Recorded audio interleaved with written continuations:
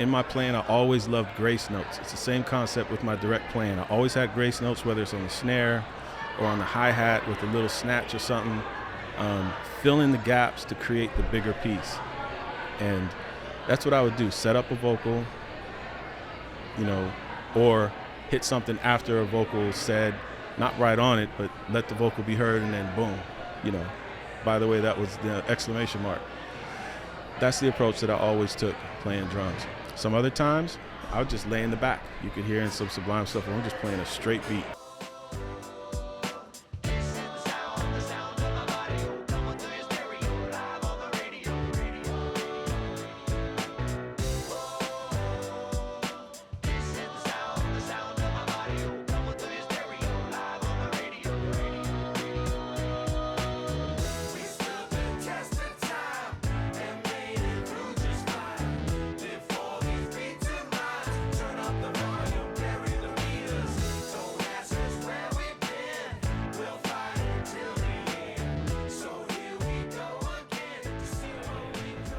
All right, sweet.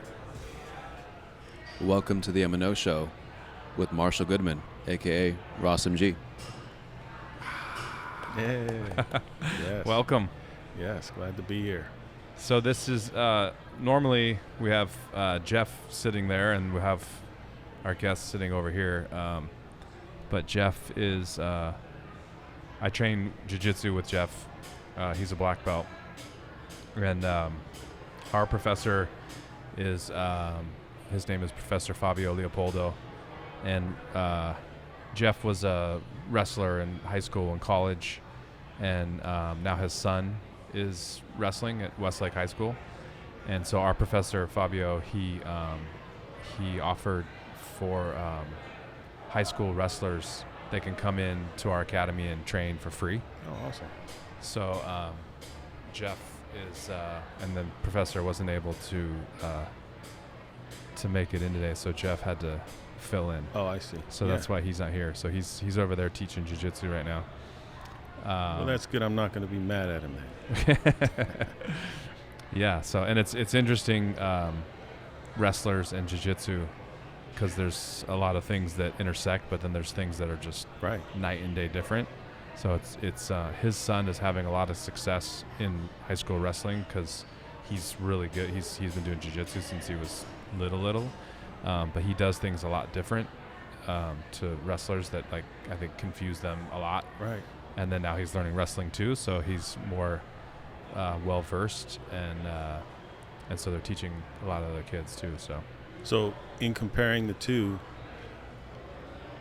and using him as the example, would he have to not do things in the Greco-Roman that he would do in jiu-jitsu, or are they all allowed in Greco-Roman? And like you said, is it just a different approach to the same end?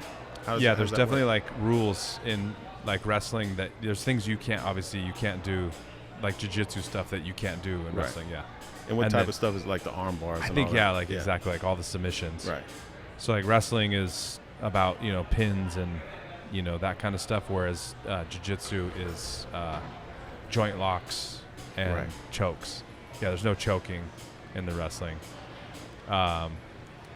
So obviously you can't do any of that stuff in there. And then, but there's a lot of things that's interesting, like when a lot of times good wrestlers come in and train with us, and like in wrestling, you never want to be on your back because you're getting close to being pinned. Mm-hmm. Whereas in jiu-jitsu, pulling guard on your back is super common, and there's all kinds of submissions from being on your back. Right. So obviously it looks like, when you see it in like MMA fighting, where we see a guy on his back pulling guard wherever, and you think that he's in trouble because you can rain down punch on him, but they have a lot of attacks. Right. So wrestlers, when you get them on their back, they freak out, and then they scramble out, and then they end up kind of giving you their back somewhere else. Mm-hmm. Mm-hmm. So that's probably one of the most difficult things for them to unlearn when they're doing jiu-jitsu. Right. Right. And then obviously, when you combine all of it into MMA, it gets super interesting. But anyway, so that's why Jeff's not here. And for a minute, I thought when you told me that earlier, I figured it might be he may show up at any moment because it's an April Fool's joke, right? Because it says April 1st. It is, yeah. But I guess it's not a clever April Fool's joke. No. He's really not coming. He's really not coming. Yeah. Once we took his camera down, it was over for him. It was official. That's right. Yeah. So how are you? Great. Loving life. Glad to be here. Yeah, I'm in excited your company. to be here. One of my favorite people. Oh. And this establishment is phenomenal. Just taking the tour and seeing everything. And in all honesty, as I told you when we were walking around, I kind of see you in so many parts of this. The technical audio engineer, guy, and the artist, visual artist, and all of the artwork, and just the organization. I see it. So I love it. Yeah. Thank you. Great. Just really glad to be here. Appreciate Doing it. well. Yeah, I'm super glad you're here too. And we talked about this a couple weeks ago, whatever. And actually, when we were doing some recording at my studio at my one of the old MNO studios, Mm-hmm. some of those conversations we got into some crazy deep conversations, and that was kind of my first kind of wanting to do a podcast. Oh, really? Yeah. Awesome. I was like, man, I was just thinking, I always used to think like, man, if there was a camera on that, people would want to watch that. Yeah. So, and that was kind of right. Like I started talking about doing this, and then kind of years had gone by, obviously, and then I started talking to Jeff about it, and he was like, yeah, let's do it. Let's just do a podcast. And I was like, yeah, okay, let's do it. That's great. Well, I'm glad to be a part of that. Yeah, Yeah. Our conversations were amazing. Yeah. And, it's a two-way street. You always were inquisitive or letting me know some things, and you're great at explaining. So, yeah, we engaged. I remember those sessions. Sometimes we forget to work because we were so busy talking. Right? No, and it was such a great experience. And I was just talking about it, my quest in learning how to produce records, and obviously in the beginning, and one of the things I like to talk about is like learning in context, Mm-hmm. and that whole concept. And in the beginning when we were on Atlantic, there was all this money there, and we got to work with some amazing producers. And I was learning. I learned a lot from all those guys, but I had very little context. I had no idea what I was doing. Mm-hmm. So I know there was just stuff that was just flying over my head that I didn't understand. I didn't understand the nuance and things and all these details and stuff. So, but I was definitely getting an amazing education out of it. And then we got dropped from Atlantic, and then we were on Suburban Noise, which is like, do-it-yourself records, basically. And this is OPM. OPM, yeah. So, at that point, fortunately, I had a good enough kind of education in how to make records that I was able to make our records, and then ended up producing a bunch of stuff for Zinger as well, and did a lot of engineering and helped them build their studio at the compound they had out in Burbank at that time. But it wasn't until I got the opportunity to work with you that I got to work with somebody on that level when I actually had some context. Mm-hmm. So like the lessons that I learned from working with you were like, it was like deep, like the detail in stuff that you do was like, most people, you could be sitting right there watching it happen or whatever, and we just like, he just slid that thing like a millimeter or whatever, and what is that going to do? But that stuff was like game changing, right? For feel and stuff like that. Like somebody, That's exactly it. Yeah, and most people, I think most producers even too don't even really incorporate that feel. Like it's I think it's sort of more reliant on the artist, or there's kind of relying on like technology and stuff like that. Whereas with you, everything is about feel, and like you were like, I got stuck in the grid basically, in Pro Tools or whatever, and like you were like, oh man, I don't really mess with the grid. You're like, I know the grid is there, but how does it feel? Well, that's the key. Is I do start with the grid. Yeah. But then we start moving things around. Yeah. And all of that feel stuff came from my producer practitioner background as a drummer. And, growing up listening to so many different styles of music, you name it, and I've listened to it and enjoyed it. Understanding where things fit. We have similar minds in that way, very logical, reasonable, engineer kind of thing. We want to unpack something and reverse engineer it, figure out how it works. Yeah. I did that with music my whole life, just listening to things. Why do I feel the way I feel? Why does that feel sassy? Why does that feel greasy? It's stiff. It's making me want to stand up straight. All of that. I wanted to figure it out.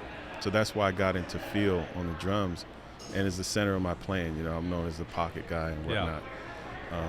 One of my good friends and phenomenal drummers, one of the best in the industry, Gil Sharon, came into a venue one day. He's like, man, I knew that was you. I said, how'd you know it was me? He's like, that pocket, Marshall, you got that pocket. Yeah. But that's what I always wanted to focus on when I was playing.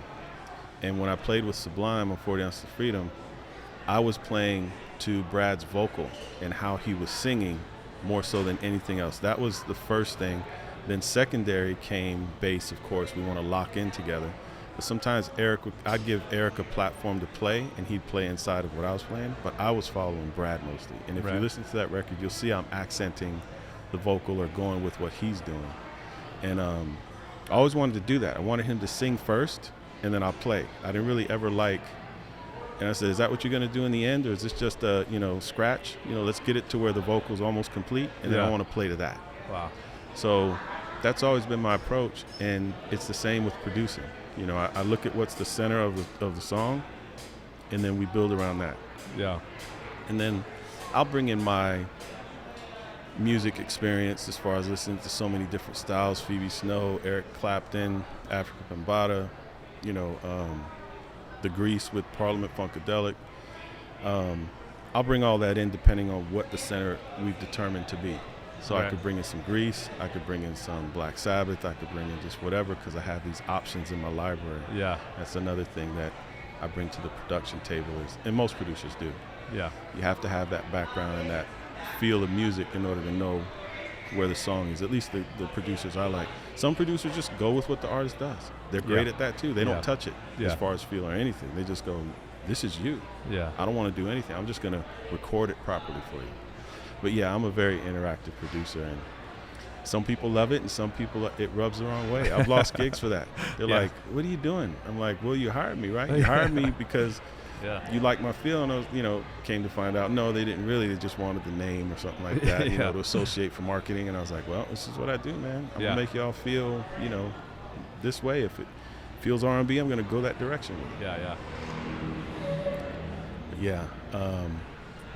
Those sessions, I enjoyed it, and I do remember that. You would ask questions. What'd you just do? What are you doing? I'm like, I like this guy. Okay, here's what I'm doing. This is why I do it. And it was around drums and bass. Yeah. I remember doing those sessions, and we cut. Jonathan laid all that bass, and then Courtney came and laid some instruments, and then we had the drum loop that I built up and layered with a couple other drum loops. So we were building this feel up, and then again it was just stacking on all of that, and I think it was going around Big B's vocal because the song was already done, right? I think so. Millionaire, what was it called? I'm Millionaire on that one, yeah. I think that's the one because it had so much going on. Yeah. And I was just in there, cutting and slicing away. Just my head was buried deep in this song, but that's what I do. And which one? Didn't we do another one with Moy? Didn't we do several demos or something for him? We did some stuff for those guys. That was, I believe it was Life. It was like their side project. Yeah, which was great. That was great stuff. Those are some phenomenal songs. And you gave me that CD, and I threw it in the player on the ride home, and you said, they have a bunch of drummers, really good drummers. And I was like, oh, okay, cool. I threw it in. And I was like, there's some good pocket here. Yeah. There are some good drummers. And I heard this one song. I was like, geez, that's pretty intricate. I wonder where they got that drummer from. Like, I haven't heard any drummer like that local that's, kind of on this ground level type development thing. This guy is amazing. And then I got home, I looked at the credits, and the one I was thinking about was Omar Hakim. I was like, what? How is Omar Hakim on this record? And, you know, Omar Hakim played for Sting and everything. I grew up on Omar Hakim. Yeah. So how is he on Life's record? And so I went and I asked Moises and was like, how? Just tell me.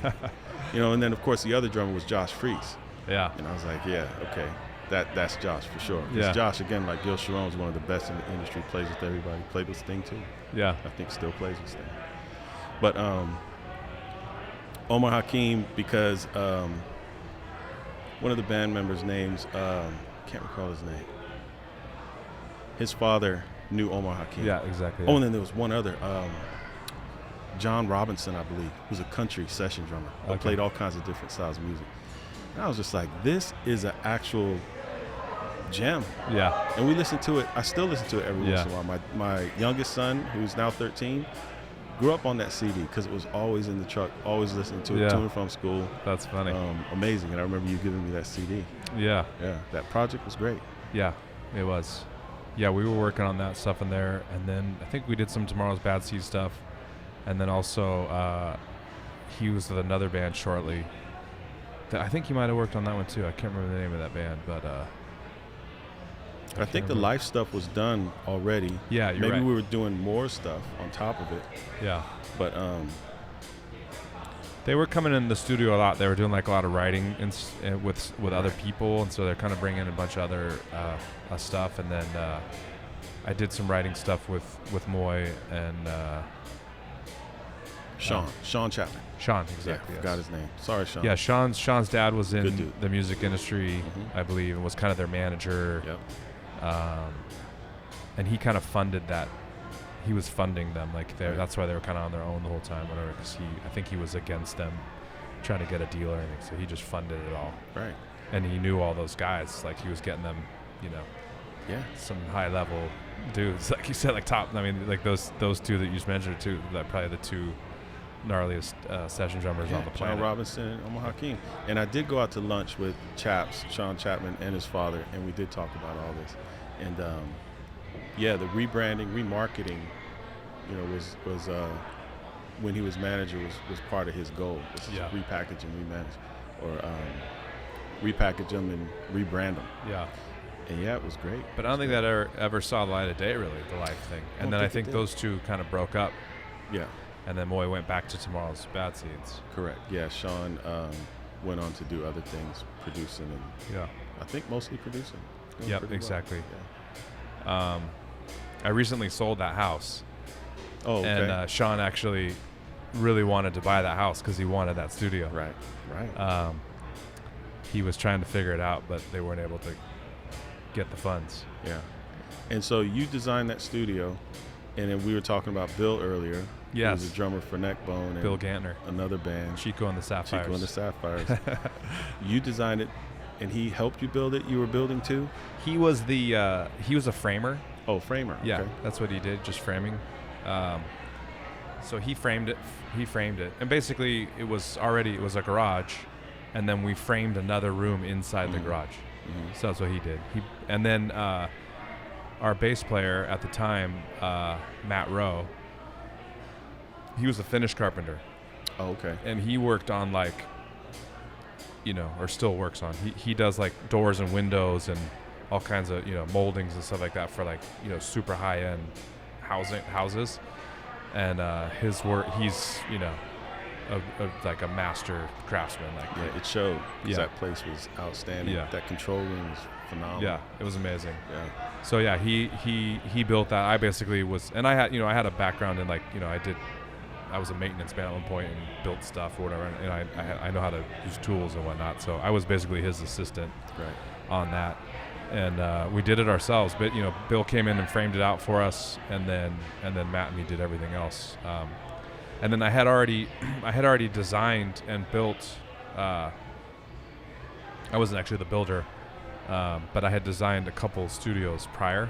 Oh. Okay. So it was like I built the studio at Suburban Noise. Like I said, that was like the first one I did, and then Matt actually did the work.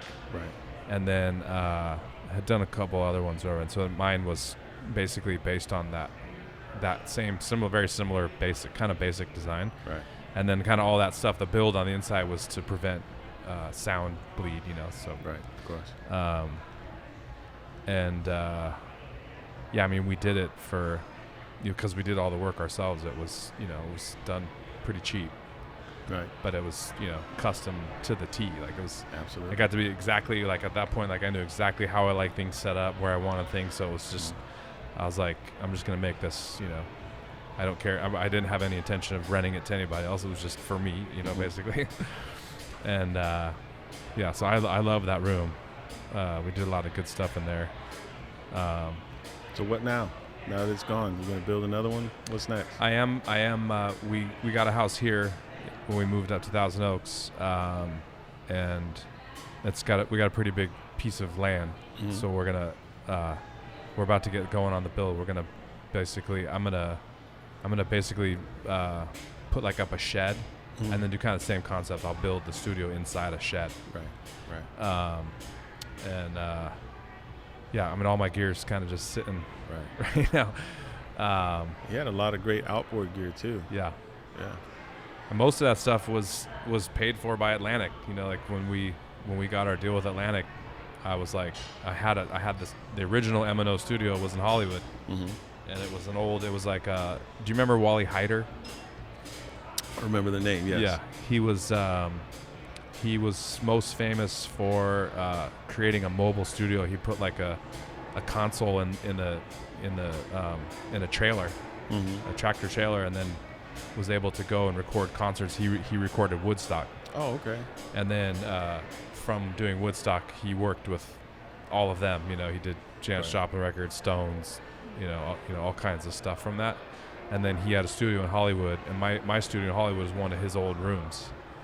And then when we got that deal with Atlantic, I was part of the deal. I was like, I want to build this into, like, at the time we had like a Roland 840 and mm-hmm. MPC 2000, right, and some headphones, and that was it. Right. We did the demos, got the deal. We're like, we want a studio, so they ended up giving us, kind of endless amounts of money and that's awesome. Build that out. So I got, that's all the same outboard gear. Yeah. Obviously I collected stuff over the years, but like majority of it was from that deal. It's always good to hear when things turn out well for the artist. It's not always that way. Right. And for you to still have that gear, that's great. Yeah, and I mean, it made lots of records. We kept it working. I mean, there was times when we would that Hollywood studio was obviously a commercial spot, so we rented it out. Right around the corner from us was like the LaFace studio. Mm-hmm. So a lot of those guys. So we rented that out. Like a lot of Babyface stuff, and like tracks were made in there, and all the stuff that they were producing. Those guys were in there for a couple years. You've been an entrepreneur since day one. Did you have a lemonade stand when you were young and all that? I did. I was the paper route kid, for sure. The News Chronicle, Thousand Oaks. And like I said earlier, I'll repeat it now. That entrepreneurship is here. Like I see it. I'm really glad that you're engaged in this thing. This is a phenomenal endeavor. But yeah, so we're gonna try some food and food coming. It's ready. Okay, it's almost ready. I'm gonna try some of your great food. Yeah, we got some food coming beers. out. We got what did we get? We got a margarita pizza. What's that? Spicy chicken ranch. And some olives and some nuts. Yeah. Weren't we gonna change the nuts to D's nuts? I wasn't sure if that was like for real. No, that was for real. That was? Yeah. We can still do it. Yeah, I saw the new menu. I was like, I thought we changed this to D's nuts. We got to add the kids menu back on the regular menu too, so we'll add on D's nuts for sure. So these are our D's nuts. We're gonna change these to D's nuts. Thanks, Danny. Thanks, Brian. These are the olives. So there's some different color. I think I told you it was all green, but I lied. And then this is our margarita pizza. Let's taste some stuff. All right. We're just gonna start with the chicken sando. Normally, Chef is here. He usually drops off the food. Tells us what's going on in here. What do you think about that sandwich, Marshall? It's very good. Very good. This is spicy fried chicken ranch sandwich, crispy chicken breast, Underwood spicy ranch, lettuce, bacon, house pickles, onions, and pickles on a brioche bun. Underwood is a local farm here. They're in Moore Park. They grow lots of peppers. They use all their peppers. So that's what's in that spicy ranch. And some fried chicken breast. They used to be thighs, didn't they? I don't know. I feel like the chicken patty is getting bigger and bigger every time I see it. every single sandwich I get, it's like hanging more out of the bun. They're huge. I think it's perfect for my liking. It's not too thick. Yeah. Chicken patties get real thick. It tends to get overwhelming sometimes, but I've always been a fan of schnitzels, pounded out chicken and kind of nice. This is the perfect It used to piece be of chicken for me. Yeah, it used to be 2 thighs, and they were like stacked on top of each other, and it was like it was difficult to eat. So yeah, the breast, it's more like you said, more like a schnitzel.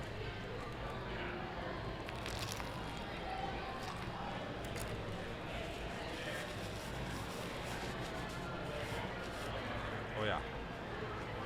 How's your wife's business doing? Is she still doing the She's still doing candles and making jewelry. Does she still have the shop? She doesn't have the shop. Okay. But she has an office where she goes to do, any ordering and supplies and whatnot. Right. But she also makes the candles in the office. Gotcha. And then she just moved into a new spot where her partner's going to do retail. So she'll have an opportunity to have the candles out. In the retail Nice. spot. Yeah, just moved in this week. Nice. We should have had her do a booth here for the Easter thing. She normally does. She does stuff like that? Absolutely. Okay. She knew one of the vendors you have, the Oh, candle yeah? vendor that's out there. Oh, that's funny. They've done pop-ups and Interesting. festivals together. All right, we'll get her in here next time. Yeah. She knows actually the organizer. Okay, yeah. This lady in a black shirt. Yeah, this is her second one that she's done. Right. She's cool. Yeah. Yeah. Yeah, and I think she does. Yeah, I think she's from down by Yeah. you. Yeah, I don't know how that all came about, but okay. Awesome. We tend to mess these up. It's all part of the bit, though. It adds to the entertainment. It does, but I think they were super cognizant of doing it right this time. It looks right. It's hard for me to tell from here at the moment. So yeah, normally Jeff would explain the way that this game goes, but all we're really doing is we're gonna taste.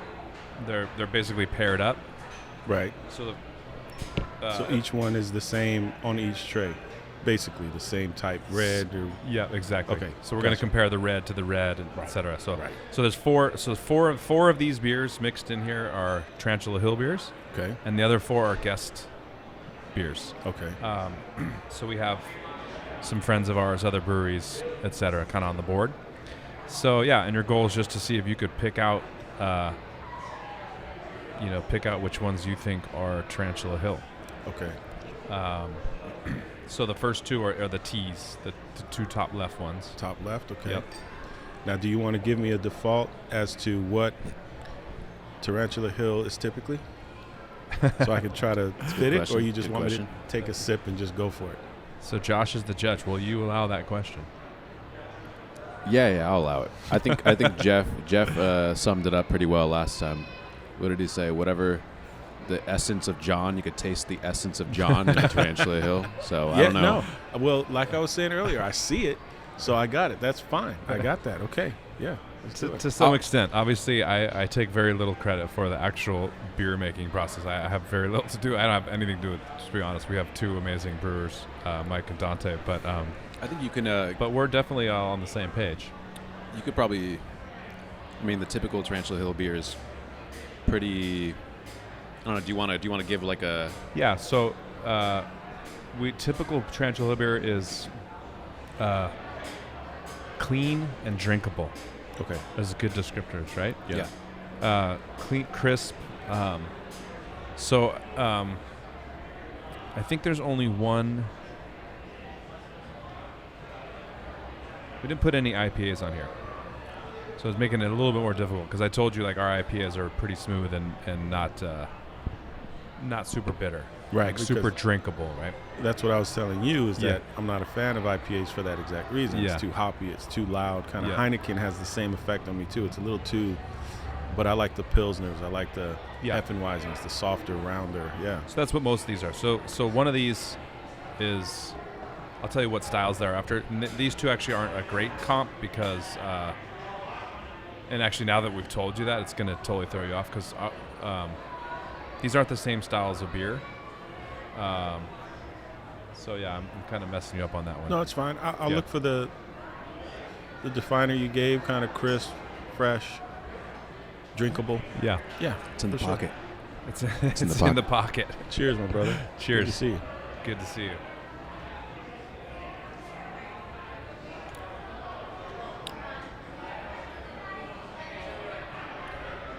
Okay.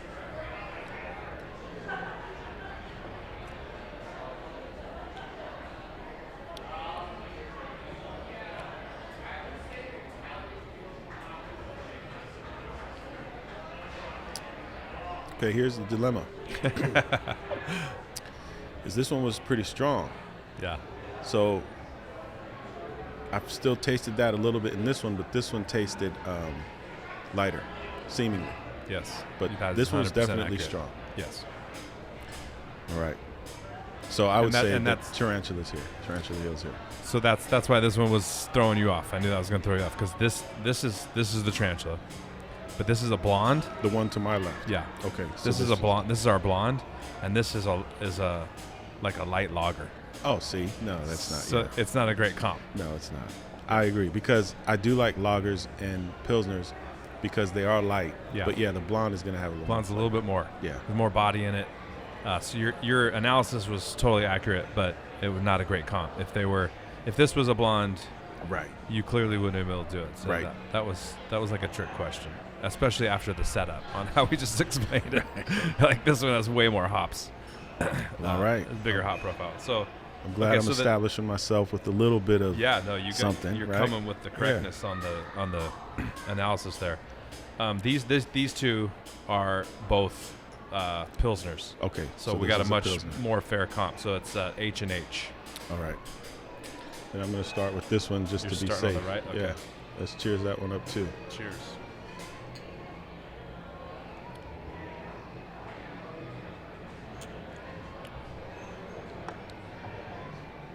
Okay. Lots of bite, Yep. and it has almost that cannabis flavor, like the way that a Skunky. good weed smells is Yeah. the way that tastes. Yep.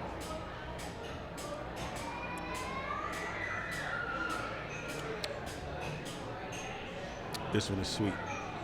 This one doesn't have the bite, so I'd have to say that this is a Tarantula Hill That's Tarantula Hill. on my left. Yeah. Yep. This is excellent. That's Conejo Pilsner. This one's a little skunky too, a little bit. It does have that thing, Yeah. but it's not a bite like that. yeah, yeah. Like it's not that harsh cannabis. There's a little, so like I said, sweet. It's not harsh. Yeah. Is there some type of berry or something in there in the Nope. background? No. No. Those are just notes from the hops. Yeah, it's So you good. get those, yeah. It's really good. This one here is the other one is Almanac Golden Pilsner. Okay. And it's good too, but you've got the right taster today because I like the softer notes. I don't really like the harsh Yeah. bite flavors, but I'm sure that it's a great beer for those who love it. Do we say who that first beer was? That the blonde and the blonde in that lager. Yeah, sorry. The lager was Offshoot Brewing Co. Got it. Do you know what the name of that one is? I can't read the writing on that. Viaje. Viaje Baja style lager. Okay. It's good. Okay, and then the reds. So these are reds. So these are also going to be, a little more bite. Oh yeah, I smell it already. Cheers.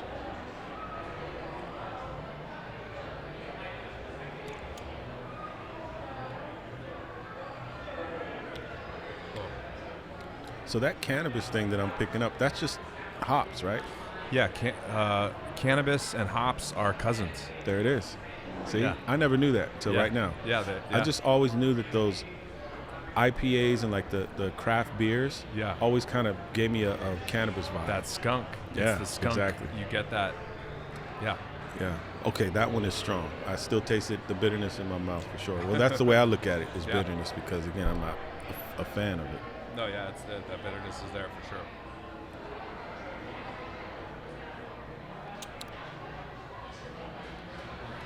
And once again, there's like some caramel happening there. Yeah. There's some complexity on that. So yeah, I would say this one is the Tarantula Ale. That's correct. Ding, ding, ding. That's a Red Widow. So the cannabis is still there, but it's rounded over. It's softened. Sounds like this is my my new beer. Whatever you bring me, because again, it's drinkable, like you said. Yeah. It's I'm interesting fed. hearing I'm you explain the like notes of this, because it sounds like your experience in audio, like that those terms translate really well to your palate, I feel like. Yeah, yeah. I think it's an awareness of things, in Yeah. saying something to represent something else. That's basically what it is. Yeah. You getting your mind around what it is to be able to explain it. You use the same tools. Yeah, that definitely, is very true. in audio, right? Yeah, exactly. Yep. Outside of flat, sharp, Right. offbeat, on-beat, Right. there's a lot of nuances you got to Yeah. explain in music. Yeah. When you're trying to get somebody to sing a certain way Yeah. or perform a certain way, you got to figure it out. Yeah, we use descriptors like dark Right. or wet, Right. Like I said earlier, greasy greasy. for Yeah. something that's real in the Yeah. pocket. Yeah. Yeah, that's funny because you're describing things that you hear, so it's funny. And then also, I think my generation was probably the first generation that we started like never touched tape. Everything was Right. digital, Right. and I can't even imagine. I think I would have had no shot of doing music if I wasn't able to also have visual Right. cue. Right. Like if I had just had to use my ears like they did prior to us, I would have failed miserably. Like I'm super reliant on seeing it, like seeing the waveforms and seeing where the things are, and even like when I'm listening, I'm also seeing it. Like if I'm listening Right. back to an OPM song, I can see I could recall Gotcha. the Pro Tools The way it session in looks, my head, yeah. the way it looks, and the way that the waveforms are sitting on top of one another, like it's all in my head. So I would argue that that's because you were a visual artist first. Yeah, It's kind of your right hand, like your strong hand is visual art. Yeah. And then, you are ambidextrous, but you have a strong hand. Right, so right. it's visual art as opposed to yeah, music, right? yeah. Yeah. Because I definitely didn't grow up as a musician. Okay, there it is. Yeah, at all. But you did grow up I grew up drawing. as exactly. Drawing, and amazing. painting, and yeah. Yeah, polymath stuff, man. That's what that is. Leonardo da Vinci across from me. Okay. All right, so these two are stouts. I do like stout. So this is like Guinness, the whole Yeah, thing. exactly. And do you know how they do stouts? What makes it different from beer because it's so dark and all that? Do you know what? tell me. I don't. Oh, I don't. you're gonna I'm tell asking. me. No, you're the beer maker, right? You guys, anybody? It's mostly the malt. Okay. Yeah, it's a dark malt. So there's there's dark malts and light malts. So you were showing me all those bags Exactly. of stuff, and there's that German malt, this malt, Yeah, that, yeah. and this one is produced from a Obviously, like I it's a said, like dark color. 2-row is like I was saying that is mostly what used in the IPAs, and it's a much lighter malt. Okay. And then a lot of times there'll be like there's a mix of a dark malt and a light malt, Right. and it just adds a little bit. Like obviously like the This one, reds, yeah. right? They're just it's like I don't know what the ratio is, but it's like 60-40, so it's like 40% of the dark malt that makes it amber color, and then for a stout it's probably like 80% the dark and 20% light or There it something is. like that. Yeah. Hopefully somebody else out there learned something new like I did today. All right, Cheers. Are you buddy. doing? You're doing your left. Okay. Yes.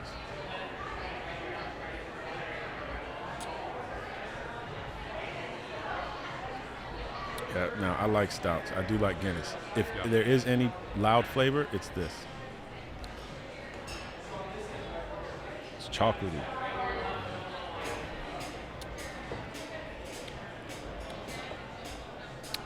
I taste the bite there. So this one on the left is Tarantula Hill. No, this one. No? Yeah. On the right? Yeah. The main difference between these two is that this one on the left is an Irish stout, and this one is a milk stout. So they're kind of two different types of stouts. It's funny, like right. If I had told you Irish, can you smell the first one? Yeah, the chocolate. It The smells chocolate. Irish for some reason, right? I don't know, yeah, Right. chocolate and Well- almost coffee and Correct. Coffee, chocolate. Yeah. And then because I do like Guinness stout, Yeah. Irish stout, yep. this is my attraction. That's your right? jam right Right. there, So this milk stout, it's almost like those flavors move to the side and I could taste more alcohol Yeah. kind of thing Yeah. happening. So the milk stout, it's lighter too, it seems, right? I can kind of see in it. Yeah. Am I seeing this right? Yeah, it's definitely. I think it's definitely lighter than that one. Yeah. Yeah, this is like a coffee Yeah. and this is like a tea almost. Yeah. Okay. So Yeah. what makes it a milk stout? I believe there's lactose. Yep, there's lactose in it, and they often use lactose in beers. So They use lactose to kill me too, to give me bubble gut. Yeah. And there's only So- a tiny bit. thank God But I I would, took my pills earlier yeah. when we were eating, right? I so saw that. here we go. Yeah. See? Who's Ooh-wee. that? Who's that? Sorry, I don't know if you recited the last two. Sorry. brewers, Yep. You're just right. So we could tag them. The guest one is the Pugilist Irish Pugilist. Stout by Society, Right. and then Fighter. ours is the Daywalker. But now that I know that you like stouts, Brian, can we get a grade? And then what else?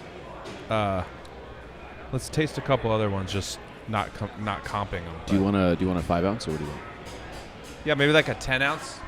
10 ounces of the grade. Yeah. Do we have any of that Breath of Annihilation bottle left? Ooh, I want to look in there. You can maybe take one of those home if I can. So find was one. I 2 for 4? I believe Yeah. it was 2 for 4. Yep. Two. Yeah. Yep. What's the best? Somebody 4 for 4? You have I that? don't think also? anybody's got I a don't perfect think so. yet. So the thing is, if you get 4 for 4, you walk away with my car. Apparently, apparently. See, tell me that out of the gate. I'll put a little more into it. Well, what kind of car is it? Let me ask that. It's a 1984 Jetta. Yeah. Hey, I'll take it. Classic. There you go. So no 4 for 4s, 3 for 4, Yeah, there's definitely I been at want to least say some 3. Jonathan Yeah, Jonathan. was really close. and is this a confident? Oh, Jonathan. Yeah, Jonathan. So is it a confident 3 for 4? Like he really knew, No, or it's yeah, kind of he's, like he's not a beer drinker Oh, at okay. all. Yeah, Dante, it actually. Well, Dante is kind of was- Dante that's makes hard most he of makes these. the beer. Yeah. wait a minute. So the person that makes the beer did this Didn't and get got perfect. 3 for 4. Okay. Yeah. I think there was one missing. But also, Brittany made a good point. Brittany from Naughty Pine. When you're going through and tasting these beers, as soon as you have like a heavier beer, your palate is like That's what Yeah. happened. tainted, and Yeah. then you gotta kind of just. It's a We bit should have tougher. kept them some nuts up here and like reset. reset Yeah. everyone. But Like so it. this is the grade. This is our cheers. This is Cheers. our award-winning stout, Okay. and this has got chocolate, vanilla, coffee in it. Okay. So it's not just the notes. Like they rest it on. They put cocoa nibs, vanilla, and coffee beans in and let it sit. Now you put that in there with the mash when it's fermenting, or What I think during fermentation. okay. Yeah, maybe in the mash. So you boil the mash and all that stuff, Yep. right? Boom, and then you put it in the fermenter. Yep. And you're saying that you don't really They may not boil all the stuff. Sometimes they do. After. I have definitely I seen see. them do that. They definitely will throw some. Obviously, if you put it in the mash, the water's so hot that it's going to really pull it out. Yeah. But when they say resting it, I think they mean it's just in the fermentation. Right. They put these bags inside the fermenters, and it's just soaking it up. And it's you still moderately warm. It's not boiling. When it goes in, yeah. But you exactly. say in the fermenter, like you were saying Yeah. earlier, to keep it at a certain level for the yeast Exactly. to be happy. Yep. And it's warm, right? Yep. Warmer than it is. Right. It's not just lukewarm. No, exactly. Right. Yeah. And then how cold does it need to be that you said you freeze off the yeast? To kill the yeast Yeah. off. Is it Man, like ice water or something? Same way, or- no, I think it depends on the beer. Do we know the temperature? It's around 70 degrees. And then what do they drop it to kill the yeast? Anything below like 68 or 70 would probably kill Oh, it. that's a short window. Yeah. So it's not like freezing, close to freezing. It's just No, I think it's lower than that. I think you might be off on that. If you want to go, you can go look on those things and see. There's got to be at least one of them chilling. I think it's closer to I think it's like 38 degrees. You know what I'm talking about? Where to check the temperatures, Brian? You know what I'm talking about? Where the temperatures are on the screens there. Yeah. We'll go look at it. I think it's. I'm looking at in fermentation lager yeast. This one says it's fermented between 40 to 54 degrees Fahrenheit. So anything below 40, I think, is when it's dying off. Yeah. And there's different ranges for different types of yeast. Like this one right here, ale yeast is showing 55 to 70. Yep. So it might be like species specific. Yeah. I think it's usually like around 38. right. It's not like 32, but yeah, close to. It's So pretty freezing cold. them is almost literal. yeah. What do you think about this guy? Yeah, I like it. It's like a fun stout. There's a lot going on, like you said. Yeah. Vanilla, coffee, Yeah. direct. But again, having been drinking Guinness like everybody does typically since I was maybe 19, 18, Right. you know, because that was the man's beer. Yeah, back in the day. You remember yeah. that? I don't know if you Yeah. guys did that, but yeah. No, yeah, it definitely is. When you're a kid, that's definitely a manly Yeah, beer. yeah, That's so- definitely chest on the Right. hair chest Yeah. vibes. Brian, you want to ask them if they want some food? Thanks. Everything was around 68, but it's probably still fermenting, right? Yeah, it's fermenting. Yeah.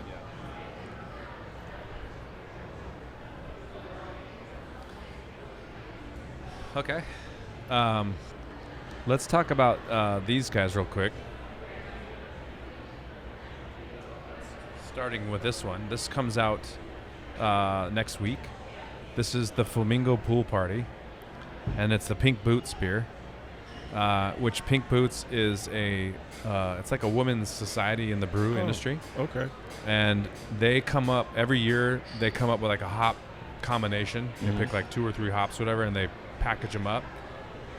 And all the breweries can buy the hops, and everybody makes Right. their own version of the beer with that hop profile. Okay.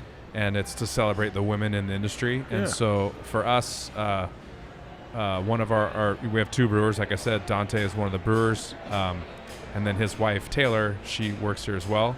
Mhm. She is our brewery operations manager. She's like, she makes, she deals with the distribution and ordering all the packaging and stuff. So she makes this place run. And so she does this brew every year, and then and we invite all the other women in the brewery or the restaurant are all invited to come. We finally have our first female who works in the brewery. On the brew side, right? Not just On the brew side, Yeah. yeah, exactly. Right. Yeah. and each year Pink Boots Brew puts together this new combination every year. Yep. And so then the other breweries will use that combination and name it whatever they want. They name it whatever they want, Boom, yeah. But they put this deal on Yep, the side? exactly. Okay. Yeah. It's awesome. I'm going to look for this now. Yeah, this And- one's cool. Is this statewide, nationwide? For us on this one, it's just local. It's just here. Okay, This for one's not this? going to go into distro. It wouldn't be a bad idea if we tried to put it out into distro maybe next year. But Because that would be interesting. Does the Pink Boots go nationwide? Is it national or is it just California? I want to say Pink Boots is national. Yeah? They have chapters. They have chapters all over, for sure, all over California. And they do the annual hops blend Yeah. thing, and It's all the same. So you get it New York, New Jersey, all that. Yeah. If It'd be interesting to kind of line up like To taste all the as different. many, Yeah. So they get to taste Yeah. California, New Jersey gets to taste. Yeah. You know, that would be. They got a national conference apparently that they do. Oh, that's cool. I think Yeah. that's great, man. How long has this been going on? I think for a while. Just say when it started. For us, we've done it. This is our third one, I believe. That Taylor's done. Josh did this can. Him and he had a little bit of help from some bots. I think we on got this some. one. We do at times use some AI help with this. Yeah. We did the inspiration was Rene Magritte, the French, I believe he's French, right? The man who does the painting with the apple covering the face. Yeah. He does. Yeah. I wanted to get a scene of flamingos having a pool party. So I was doing some prompting, and then I used a bunch of Photoshop to get what I wanted. But yeah, it's pretty much what the art inspo was. And then this one I'm excited to share with you because you will definitely appreciate the references on this. K9, I see him. And then Summer, of course. Yeah. So tell me about it. So this is called Summer Dream. Josh also did this can, and we wanted no AI. That's all Josh. So we wanted to do. So this is the second. This is going into distribution starting next week. So this one you'll be able to get at any store in Southern California. Nice. Basically, I'm not any store, but any of the stores where we're carried. I'll let you know if there's anything I can think of down by you guys. There's probably like Total. Do you know there's like a Total Wine by You or a Bevmo? Yeah, both. Yeah, we're in both of those. Okay. So this will more than likely be there. Mm-hmm. So the original version of this can, we actually had like on the back, it was like actually like the Sublime logo. Oh, and was it? Yeah, the sun and it said the living's easy, and then obviously this Josh kind of made like a version of Lou Dog, and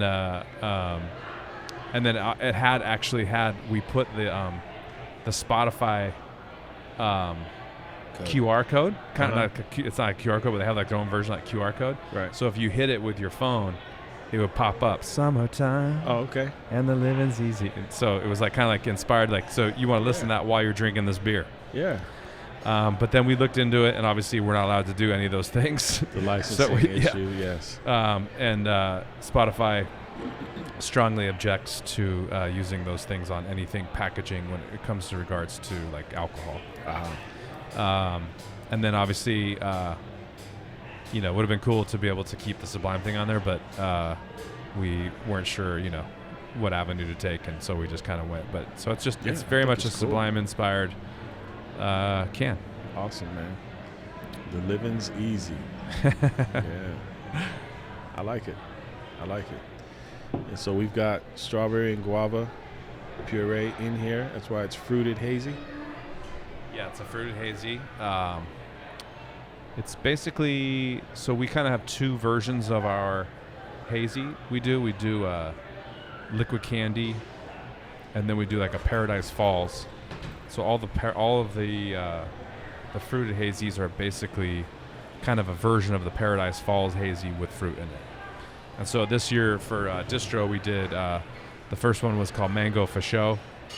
It was a mango hazy, and That's then good. this one is Summer Dream, which is the strawberry guava. Is that what we said? Yeah. And then Paradise Falls. I think after that, right? Paradise Falls Mai Tai. Yeah. Which is pineapple and oranges. And then the fourth one is the Apricot. Apricot? Do you say apricot or apricot? Apricot, probably. Apricot? Like apple. Apricot? Remember, we were trying to figure out. I know, you and Jeff. Yeah, Jeff is from the Midwest, so we were like, and I think I said apricot, and he's like, apricot. It's apricot. Apricot? That's how they say it. I don't know. But now I'm confused as to which one we say in SoCal. Which one sounds right to you, Brian?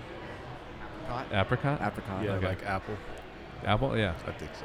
APP or AP? It's AP, right? 1P. Yeah, 1P. Okay, maybe apricot then, because Apple's got 2 P's. So we're probably saying it wrong. Apply. Logically Yeah. work this one out. Yeah, you're right. Yeah. So it should be apricot. But wait a minute. Applicant? Applicant, yeah. Applicant's got 2 P's. Does Does it have it? 2 P's? No, 1 P. That's why, Applicant. yeah. Yeah. 1P. Apricot. Damn. This Can is you one do of the those- Google thing? See how they do the dictation, the pronunciation. Good idea. Let us hear it in the mic. Yeah, put it in the mic.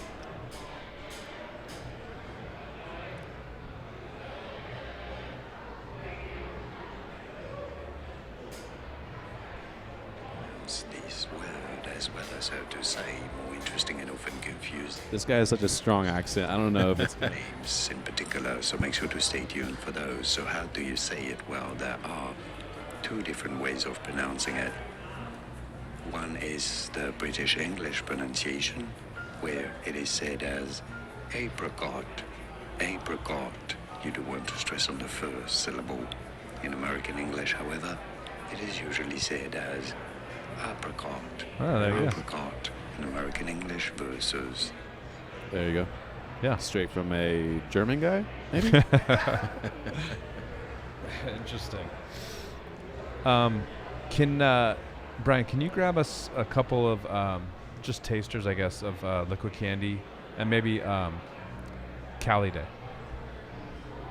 I want you to kind of taste like the IPAs, or whatever, see what I'm Yeah, going, because exactly. we didn't really get into any of that. But yeah, while we're doing that, let's jump into some more stuff. So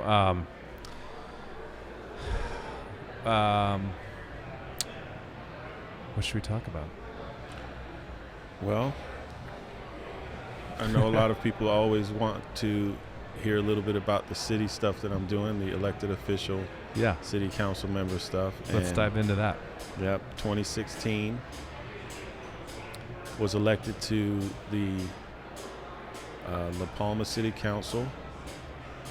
And the irony of that is in 2016, I also reorganized the Long Beach Dub All-Stars.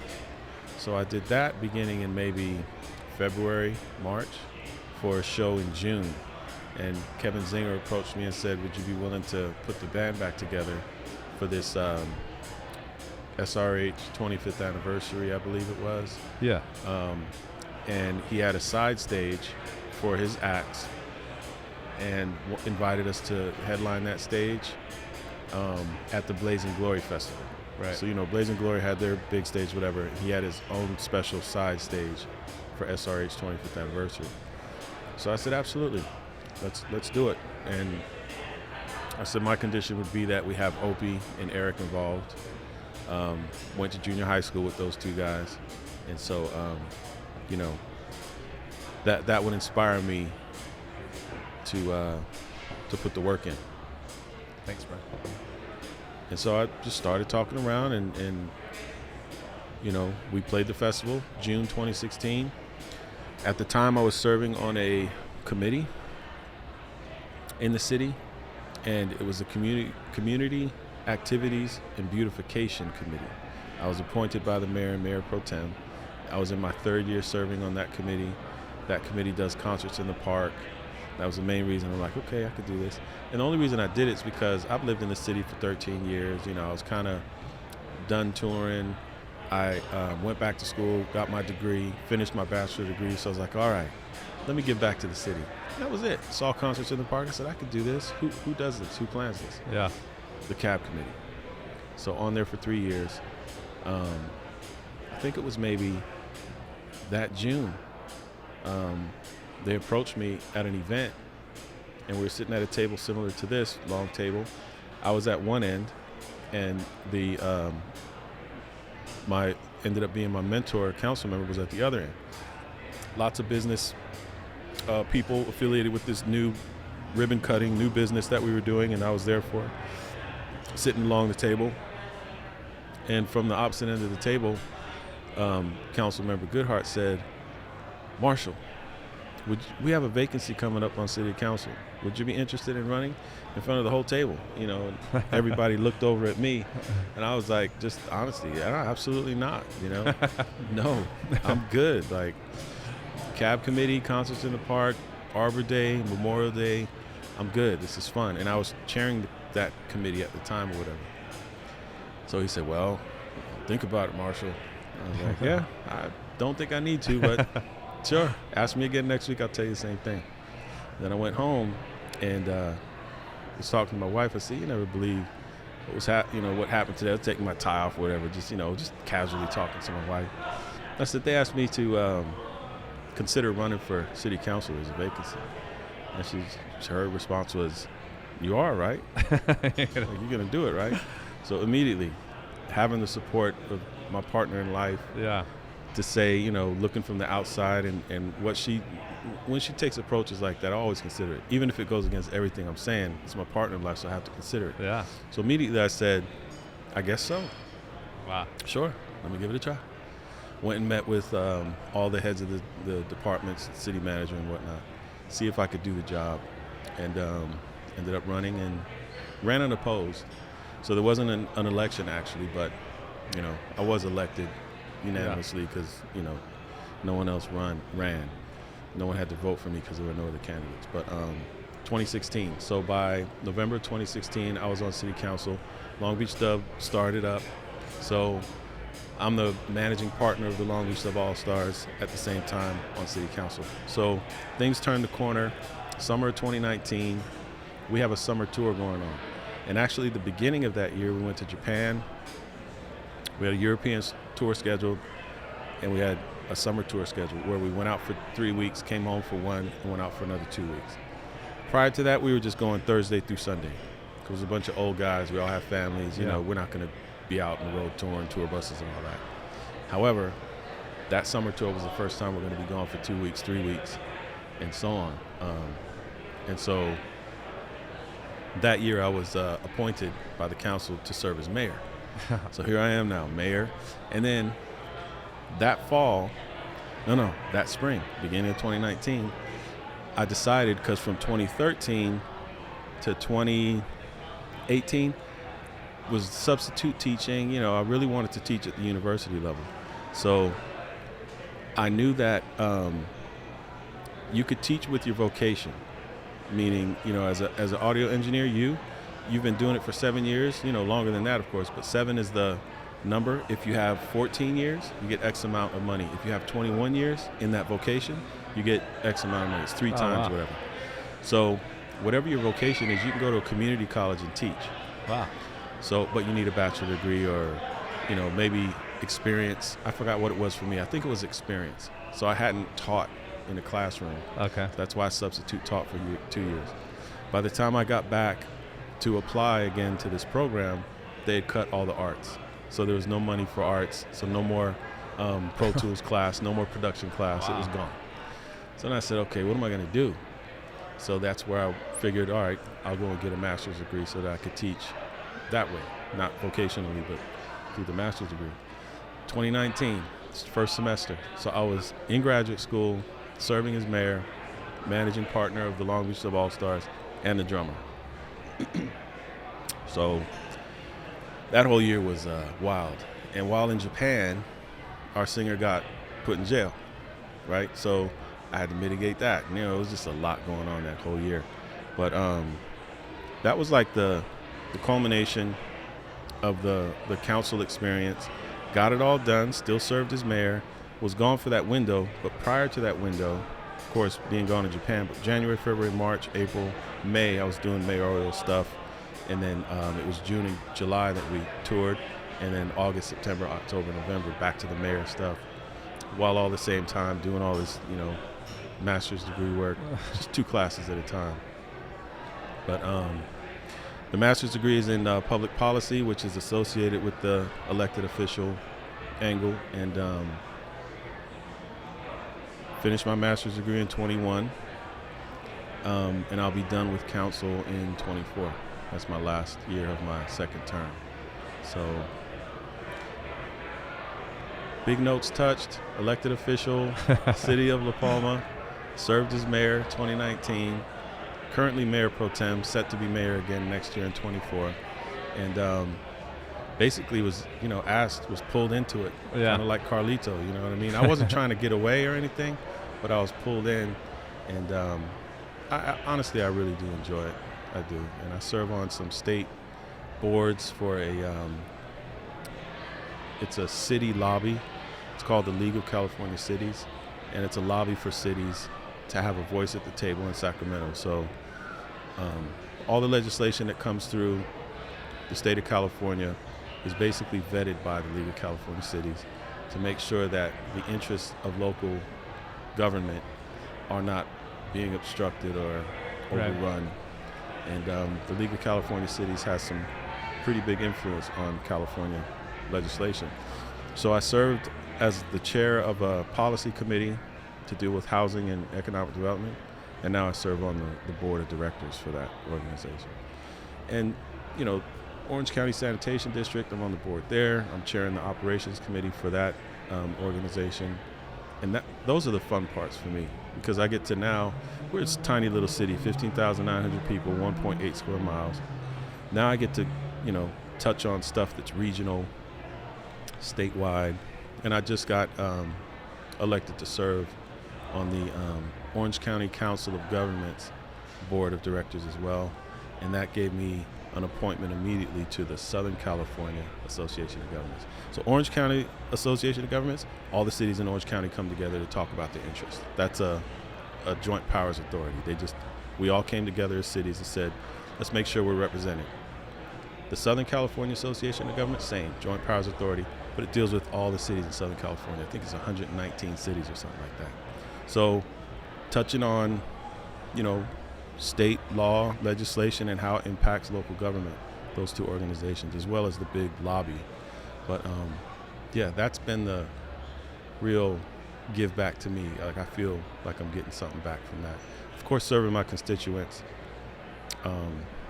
is a big deal for me, and I take that seriously. I only do what's best for the city, never what's best for me. But the city's so small, and our problems are not great. So there's not much to do. We meet once a month. Right. We don't have enough business to meet twice. Most cities meet twice a month, maybe more. Okay. And the service outside of the city has been great.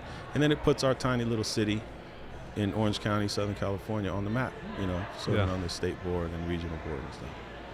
That's cool. Yeah. Yeah, it's crazy. I've always known very little about politics. And then especially like local politics. Mm-hmm. And it wasn't really until we started opening this brewery that we got, obviously you have to work with the city to do a project like this. It's not just like a normal kind of small business situation. And so we got to work, and we have an amazing city here in Thousand Oaks, and the city government here is really cool, and but I just kind of found that something that was interesting to me, what little I do know about it, I always felt like in the past, local government shouldn't necessarily have like party affiliation. Mm-hmm.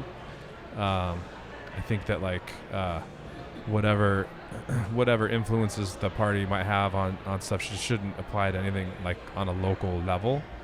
And then, but I think recently, in the last, I don't know how many years, but recently now it's starting to play a part in local politics.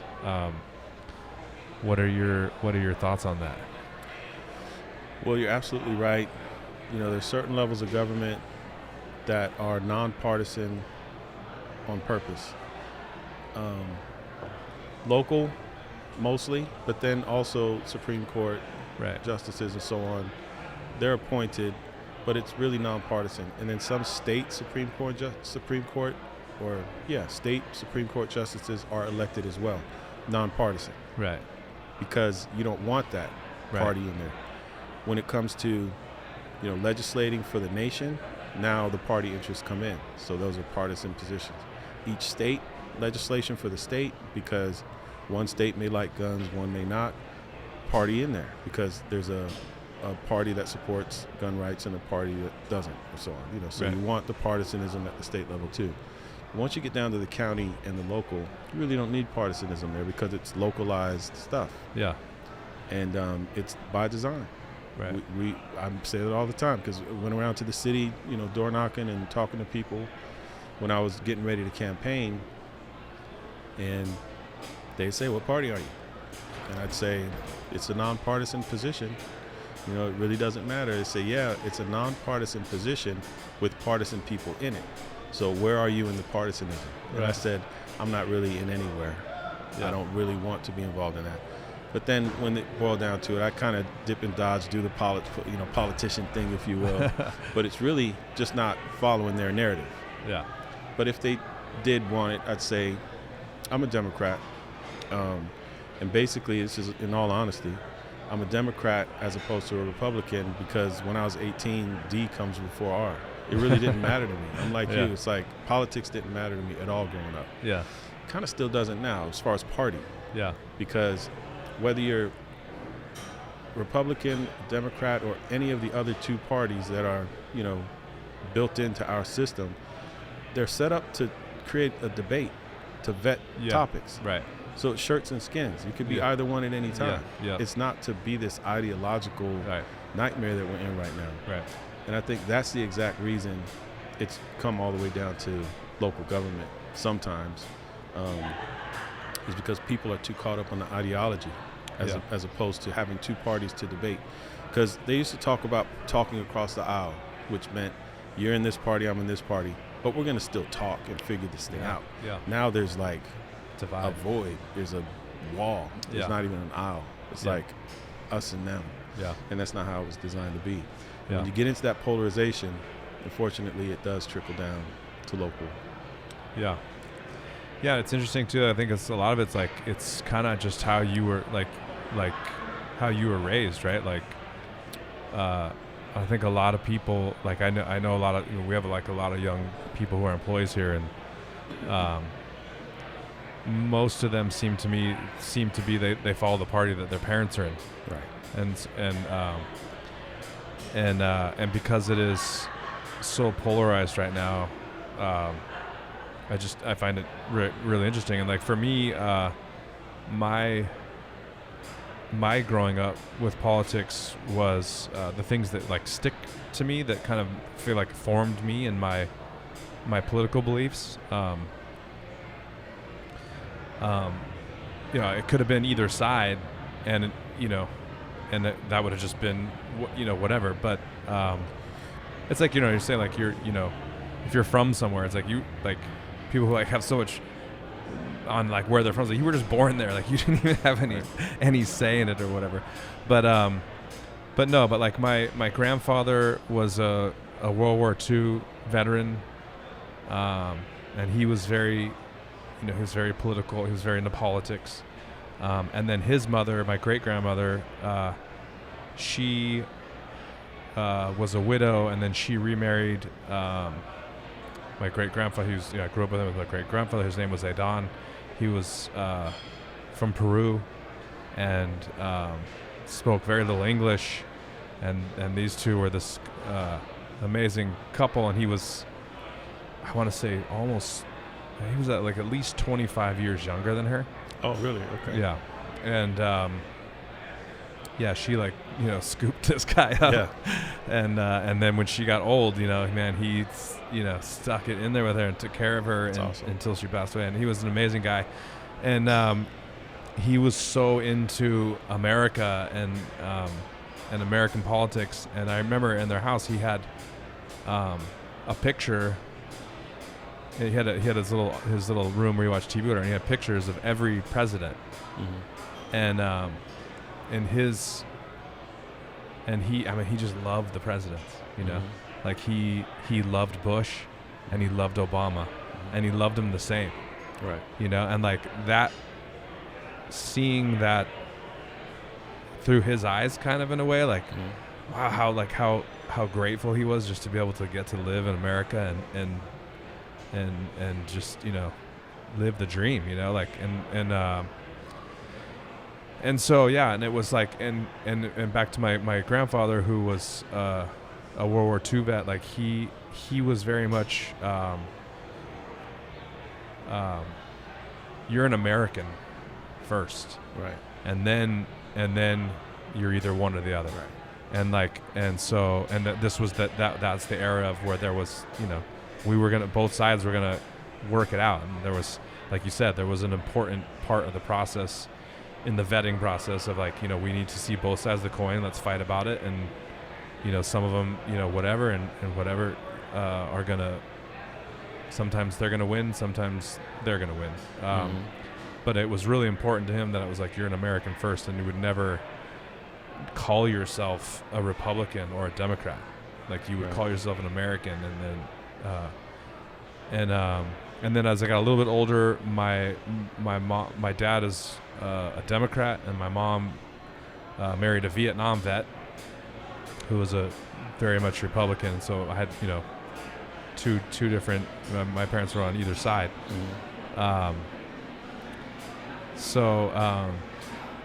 Like, I feel like I truly am like a centrist. You know, like, Right. I'm like, I love America. I love everything about everything that we have here. I've got to travel to a lot of different places in the world, and still, like, wouldn't want to live anywhere else than right here, you know, like, so yeah, it's like, yeah, it's upsetting that it's so polarized, and it's so, there's so much kind of division, and people are so uptight about it. And then at the end of the day, you like look at your like everyday life, or whatever, and like most of that stuff has nothing to do with anything you're doing. Right. So why get so uptight about it?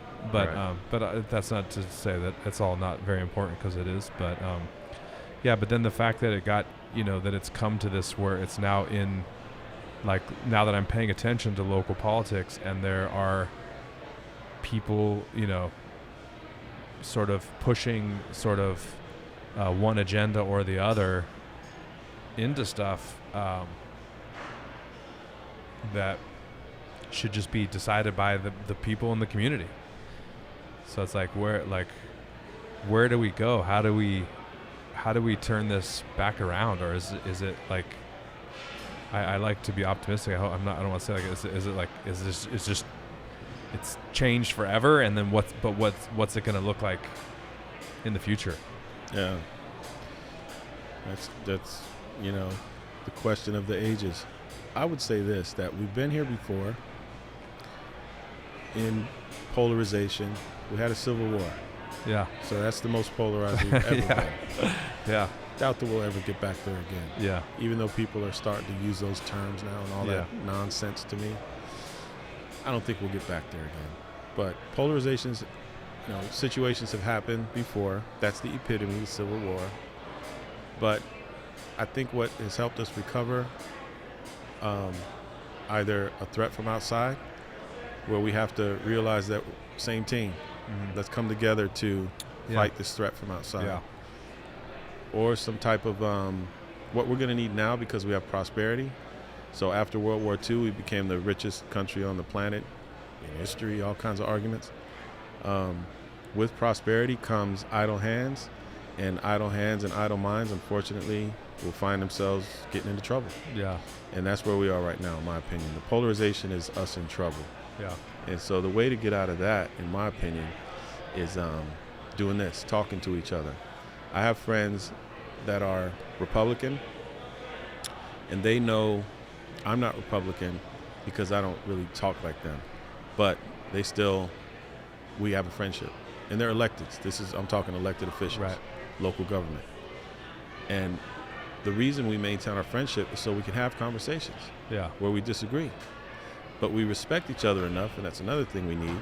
We need information, we need respect. We need to get back to the fact that we're all human and that we're all American. So let's come together on things instead of trying to figure out how we're not the same. Yeah. Let's find out where we're the same, start there, and then move on. So we have respect, because that's where the respect gets anchored. We have respect for each other so we can talk about things that we don't agree and then inform each other.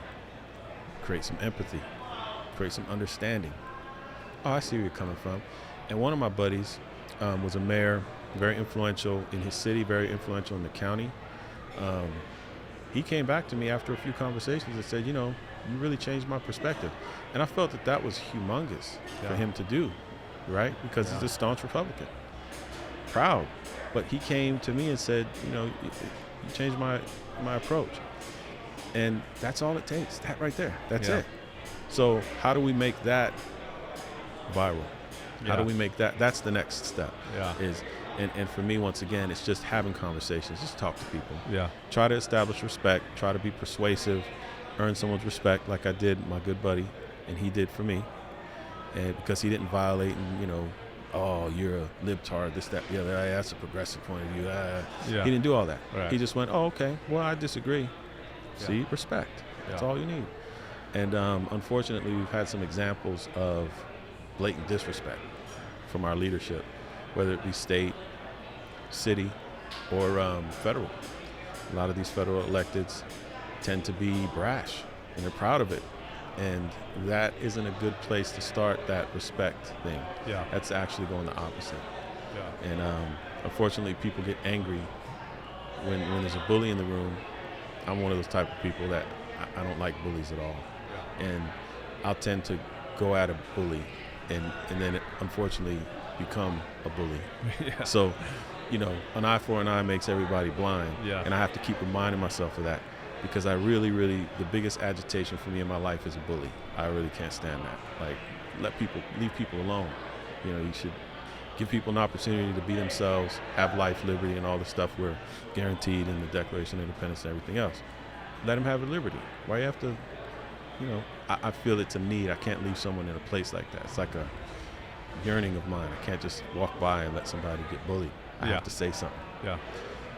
And unfortunately, my soft skills go away when there's a situation like that. I don't say nice things to somebody that's bullying somebody else. I tend to be, again, just like them.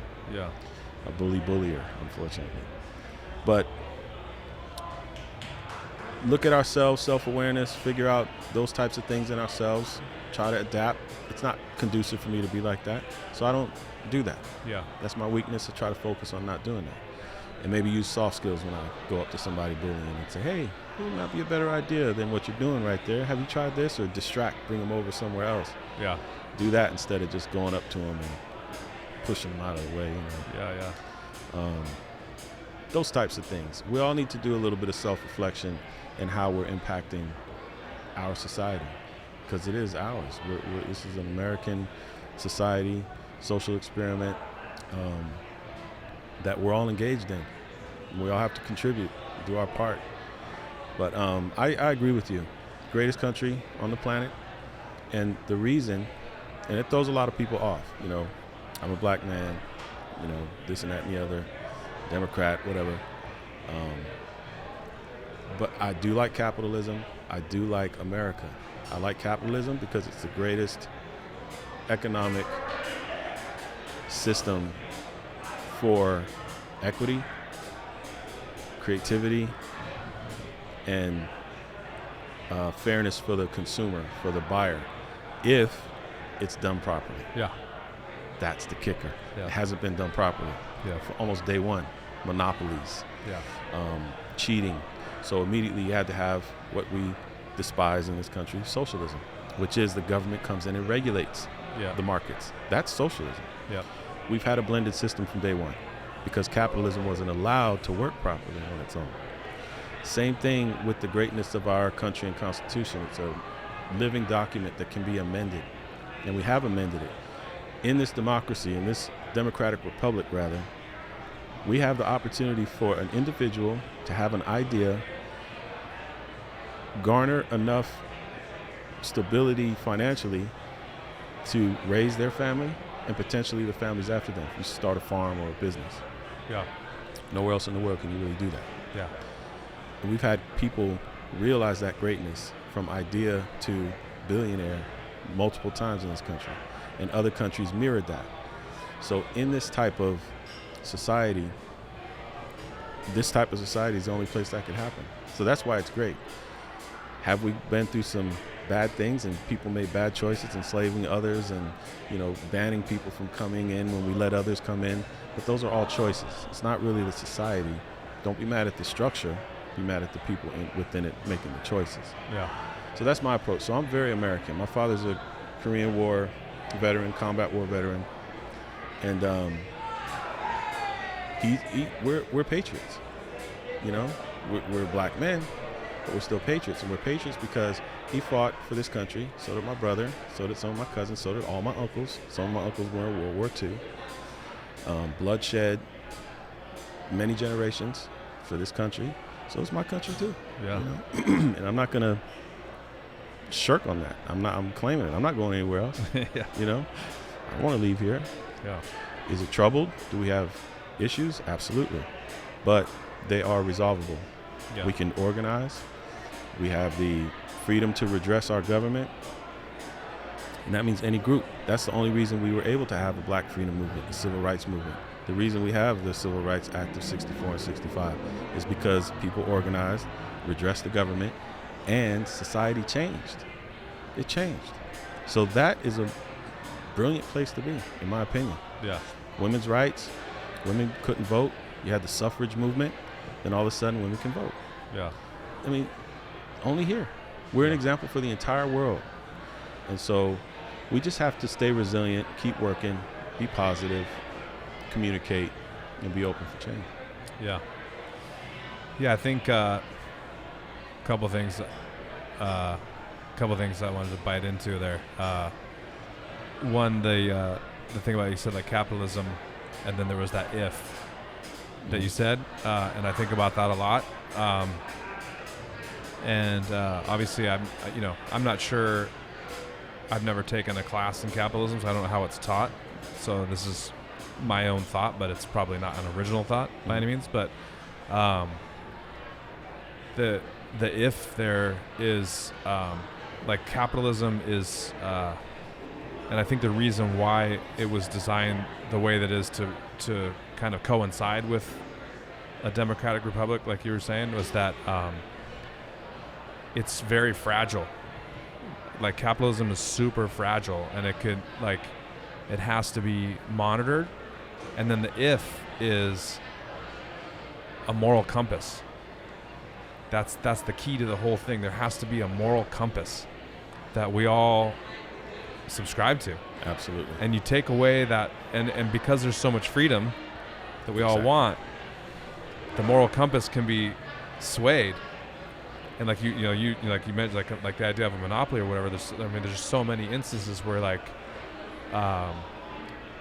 and if you lose sight of that compass, that compass has to just point due north, and we all got to get on, whatever. And I think that maybe I think religion played a much bigger part in society in that time or whatever. And I think that our forefathers who created all this stuff, I think they probably thought that fabric would never deteriorate, and that as long as everybody stayed, true to kind of those beliefs or whatever, that was going to keep pointing the moral compass in the right direction or something. I'm making that up, but something, because it's not written into it. Like capitalism is almost just like this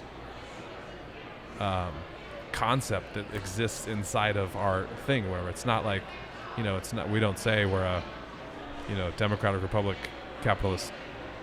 We say that, but it's not like that's not what it's like. How it's written out. Right. Not like the Chinese, communist. Right. Where it's very clear. This is it. There's one word. You can sum it up. Communist. Right. Yeah. Ours is definitely more, and we're a baby country, right? Like Absolutely. in the big picture, right? So this whole concept is still new, and it gives everybody, I think, like in concept, it gives everybody what they really want, like enough freedom to do the things you want, but it's not the Wild West, and people can't get away with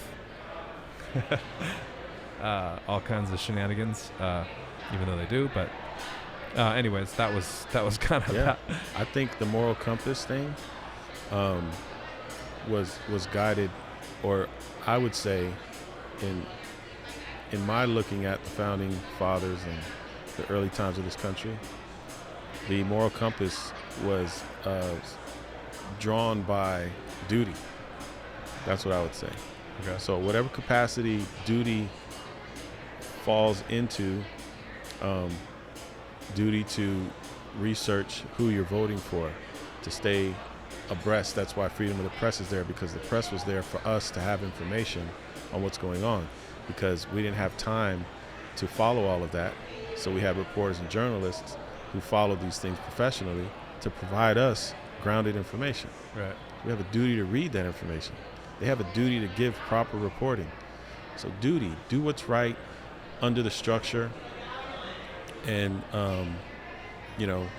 honor is another one. Yeah. So that can be loosely defined as well. I'm honoring my race by killing other races, Right. But you have to look differently. Yeah. But duty is the same. Duty to the country, Yeah. not duty to yourself or your race or your gender, but duty to the country. Yeah. You can have a movement within that and make sure that your rights are being protected, and that's when it comes to gender, race, and all these different things, whichever position you're coming from. So you're trying to protect your race that you believe is shrinking. You have the right to do that. Yeah. But your duty above all of that is to honor the United States of America. It's to honor this country, Yeah. and not to judge that others aren't because they have a different position than you. You're going a little too far. Yeah. That's not really any of your business. Your business is to make sure that you're honoring, your duty to our country. But one other thing about capitalism, I did study it, and this is how I came to state these things that I stated. The Wealth of Nations, written by Adam Smith, really was the outline or the foundation for capitalism. And it's rooting the basis of the economic structure in capital, in a hard real estate or something. And he designed a formula where labor, which is a K, and all these different letters represented the different components of capitalism. Labor was a big part of it, and within labor, this is why we have the Democratic Party today, and we've always had a party who was labor, Right. because that's the people's party. Right. And you have the marketers, who are the businesses, the entrepreneurs who made it. But the entrepreneurs are supposed to collectively bargain with the workers. They are protected by collective bargaining. It's within the capitalist structure. That's how it's written. You have to allow them to collectively bargain for their wages. Right. That went away. They were abusing, they broke the laws of capitalism, which is collective bargaining. So then unions had to be formed, which said, if you don't collective bargain with us, we're going to stop production. So that's the only reason unions exist, is because capitalism was being violated. Right. Wasn't being followed. abused. No collective bargaining. Yeah. Correct. Leave that in place, it's good. One of the things built into the Wealth of Nations is also technologically directed things, so advancement of things. So you're doing research and development to lower your price, competition, all those things. So things are developing. Technological advancements, that's a built-in component of capitalism. And then one last part is the fact that when you get your money, your entrepreneur, profit incentive gets you to the top. You have a bunch of workers who collectively bargaining, and you're making a lot of money. Built into the Wealth of Nations, if you read it, those people at the top are supposed to take care of those who are not able to work, Yeah. who are not able to think, Yep. to be an entrepreneur. That's the moral compass. It's built into the Wealth of Nations. It Right. says it right there. Yeah. It's also built into the Wealth of Nations that Adam Smith understood that humans have this self-interest. So humans can be selfish. So that's where the profit incentive comes from. Right. Come and do the market economics, and you can make a profit because we know you just want to do for yourself. Yeah. So that's also acknowledged in the Wealth of Nations. But when you make that money, you're supposed to be taking care of those Yeah. who don't have. That's built in too. Right. There's the moral compass. Yeah. It shows you right there. Yep. Empathy, sympathy, taking care of those who can't take care of themselves. That's an ancient concept. Yeah. Back that's to ancient Plato Egypt. and Yeah. and All the way back. Socrates talked about it a lot. Yeah. There's 10% of the population that is not going to. If you want a civilized society, There's at least 10% that aren't going to fit into that society, so you're going to have to. It's just part of. It's just a tax. You got to take care of them. It's got to take care of them because they're gonna be here. And we run from that. Yeah. And so that there's the moral compass. Yeah. And that's being violated. So that's a duty that we can hold those who have to task. Yeah. Why aren't you taking care of? Some of them do. A lot of them do. Most of them do. Yeah. But there's still so many that aren't provided for that we need more to help. Or those who are helping need to help a little more. Yeah. We need to figure out the system so there's not so many at the bottom. Yeah. I have hope. I mean, that's the bottom line. I analyze all of this stuff, read all of this stuff, learn about all this stuff in order to make things better. And you can't have that approach without being positive about things. So that's why I say, I'm a patriot, I'm American, and it may be a little different than the popularized way of saying that, but it's still true. Yeah. I am a patriot, I am American, in the same way that you're saying it. Yeah. And I am a centrist when it comes to what's right. Yeah. I don't care about party at all. We just make sure we're doing what's right first. Yeah. And then if we're going to debate, then I'll hop in one side. I can hop on the Republican side. Tony Brown's journal, he was arguing how black people should be Republican so that the disbursement of black people are in both parties, so they're not lumped in Republican abolitionist movement or lumped into Democrat. When the labor movement started, you get represented on both sides. Yeah. So I agree with that. There should be black Republicans, white Republicans. Yeah. But again, my personal moral compass and all of that will guide where I sit in those parties. Right. And it can be bad on either side. Yeah. Yeah, and I think another thing, going back to, I agree that I'm also hopeful, and I believe that, it's all going to be good. I think people love to bite into the, the Armageddon concept. But I think, and one of the things that you were talking about just a minute ago,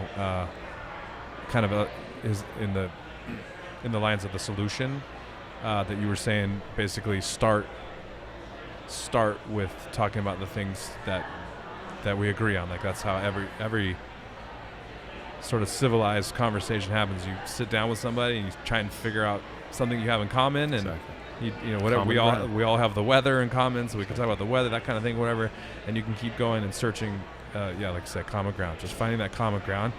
And I think this concept that I think of, like it's basically like the football concept where, it's basically like a bell curve, right? Like, that the points on either end is sort of the extreme, whether it's left or right or, whatever it might be, right? The further you are out on the end, the less it is. Like, right. There's only like say 1% on this side and 1% on this side, and then there's a little bit. Most of us live in the center of that football. That's most of us. And when you hear the chatter, whether it be social media or the news or whatever, when you hear the chatter, the bits that are more interesting, like you said, like going viral, the viral stuff is the stuff on the polls.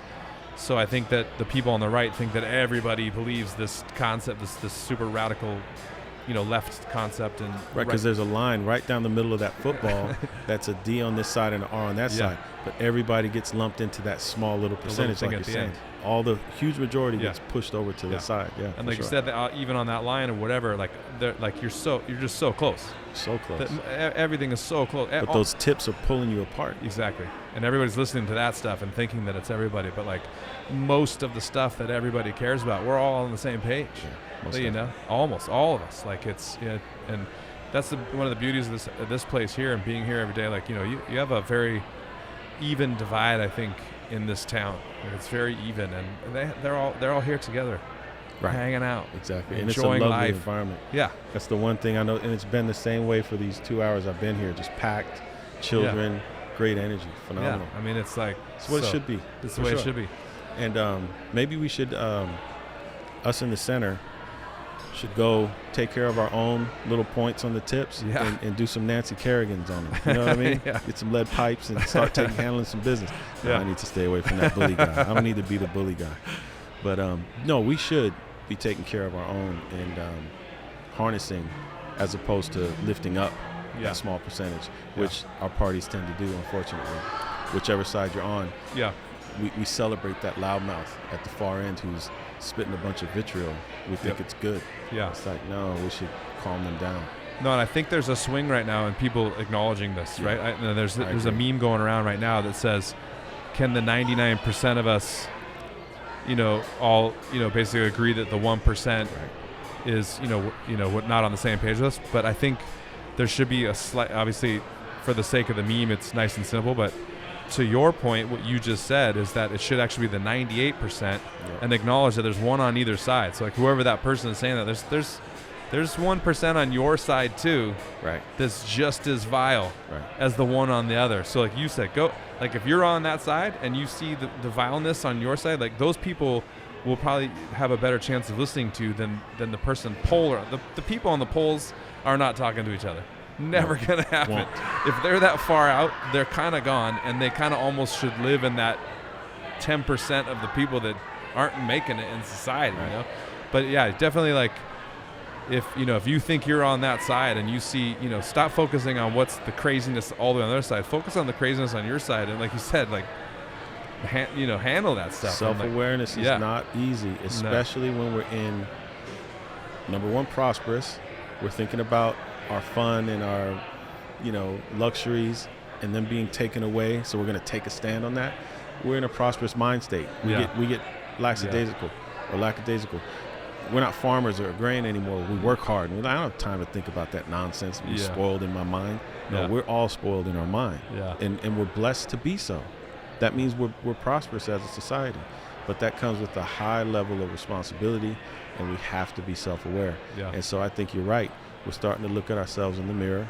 People are starting to wake up, or the generation coming up is like, you idiots up there, you're always arguing and fighting. Yeah. Knock that crap off. Yeah. And so it's good. And everything happens in sequences and waves Yeah. and, swings, pendulum, and we're on the backswing. We're going to make it. We're going to be all right. Yeah. No, in one of those moments, I was naive in thinking that like when the pandemic hit, I was like kind of the silver lining there was like, okay, like we kind of need this right now. Yeah. Like this is going to bring us all together. Yeah. And it just went wildly the other direction. Yeah. Yeah. And it was just it was like, that was sad. It was sad that I went that way, Yeah. because and everybody's blaming, this, that, and the other on that, whatever. It's, we were all responsible for the dysfunction of that thing, and it's like everyone's just blame the politicians. Like, well, I mean, they work for us, so. That's right. Yeah. But anyways, I think, again, I am hopeful. I'm glad you're hopeful. I'm glad you're in there, and I hope that you intend to. You're one of the good ones. So I mean, I hope that I know that you said you're focused on getting into more education, but I think you make a good politician. I think you should keep on. And that is duly respected, and I appreciate the vote of confidence. But that cohort I mentioned earlier, the Republican friend of mine, we both said that we should both go up. Yeah. Because we are the good ones. And to be honest with you, you should at some level, because your reasoning and rationale needs to be at the table too. You don't have to have experience. I didn't have any experience. Yeah. You just have to have the gumption, which you do, looking at this place and looking at your life. You have the gumption to do things, figure it out. Yeah. And it could be the same. But for me, yes, I want to teach. I want to continue my education, get a terminal degree, a doctorate in something, so that I can be seated at a university. I don't need tenure or anything, but right now I'm teaching at a university with a master's degree, and it's a temporary basis, and it's worth my while because I get to teach students and engage students and support their, their chapter of education. And what I do is I'm there for them. I don't care where you're from, what you do, who you like, what party you are. We're going to talk about public policy. Yeah. And I teach them how to be policy analysts, journalists, reporters. Take your bias out of it. You have to analyze the policy and look at why it's working or not working. Not whether it's good or bad, Is it working or not working? What was its goal? What's its intent? Is it fulfilling it or not? You can talk about equity, but only talk about equity if it's fair based on that policy and those people, what they're saying, not what you think. Yeah. Just take yourself out of it. And I think being able to tell students to do that wherever you're from, if they are on those edges, they're going to have to be in the center for a minute. Yeah. You have to be dead center, not consider anything, what you're woman, man, black, white, northern, southern, rural, city. Leave all that at home and talk about this rural legislation. Talk about the, Roe versus Wade or some decision, and talk about it in an unbiased way. That's a tool that they'll be able to use in the future to break down this polarization. So that's why I designed this course around that, is to be able to give them the opportunity to do that. So I do want to focus on education, but I'm looking at 2 4-year programs starting in 24, 28, 30. I could circle back, I'll have a few decades left in my life, knock on wood. And I would definitely consider going up. So with me saying that, I have to get a little, I'm talking across the table like they talk to me and say, you're going to have to do something too, because your ideas are needed too. I've always said, I'm a firm believer in never say never. That was one thing that I always said I would never consider, but you're making me. You have to. I will definitely not say those words, but yeah. One thing too is that if we're not doing it, somebody else will. Yeah. And typically the somebody else will be those extremes we're talking about. Yeah. That's just it. It's Yeah. either you or it's that extreme. That's the way you have to look at it. Yeah. Because if you say, no, somebody will come around, Marshall will do it. No, Marshall has another job doing something else. You got to do it here. Yeah. Marshall's doing it over there. And if you don't do it, somebody else will. Those tips are going to jump in there. So if those tips are in there, more chaos, right? Yeah. Get more people in the center, have discussions. We're going to listen to the tips. The tips should always be there. Yeah. Because that is part of a democracy. Yeah. That's how you get change. The minority voice has to be heard. We're built that way. But we got to make sure that the people in the center willing to talk across and listen to the back are in the center and hold all the positions, us, and more like us. Amazing. John, I don't know where you're at as far as more topics you want to talk about, but I do have, I think that would be a good transition into Tool. I did have an idea of where we could go with it if you'd like. Okay, cool. And we'll try and keep it concise. I think we're at this is a long one. Yeah.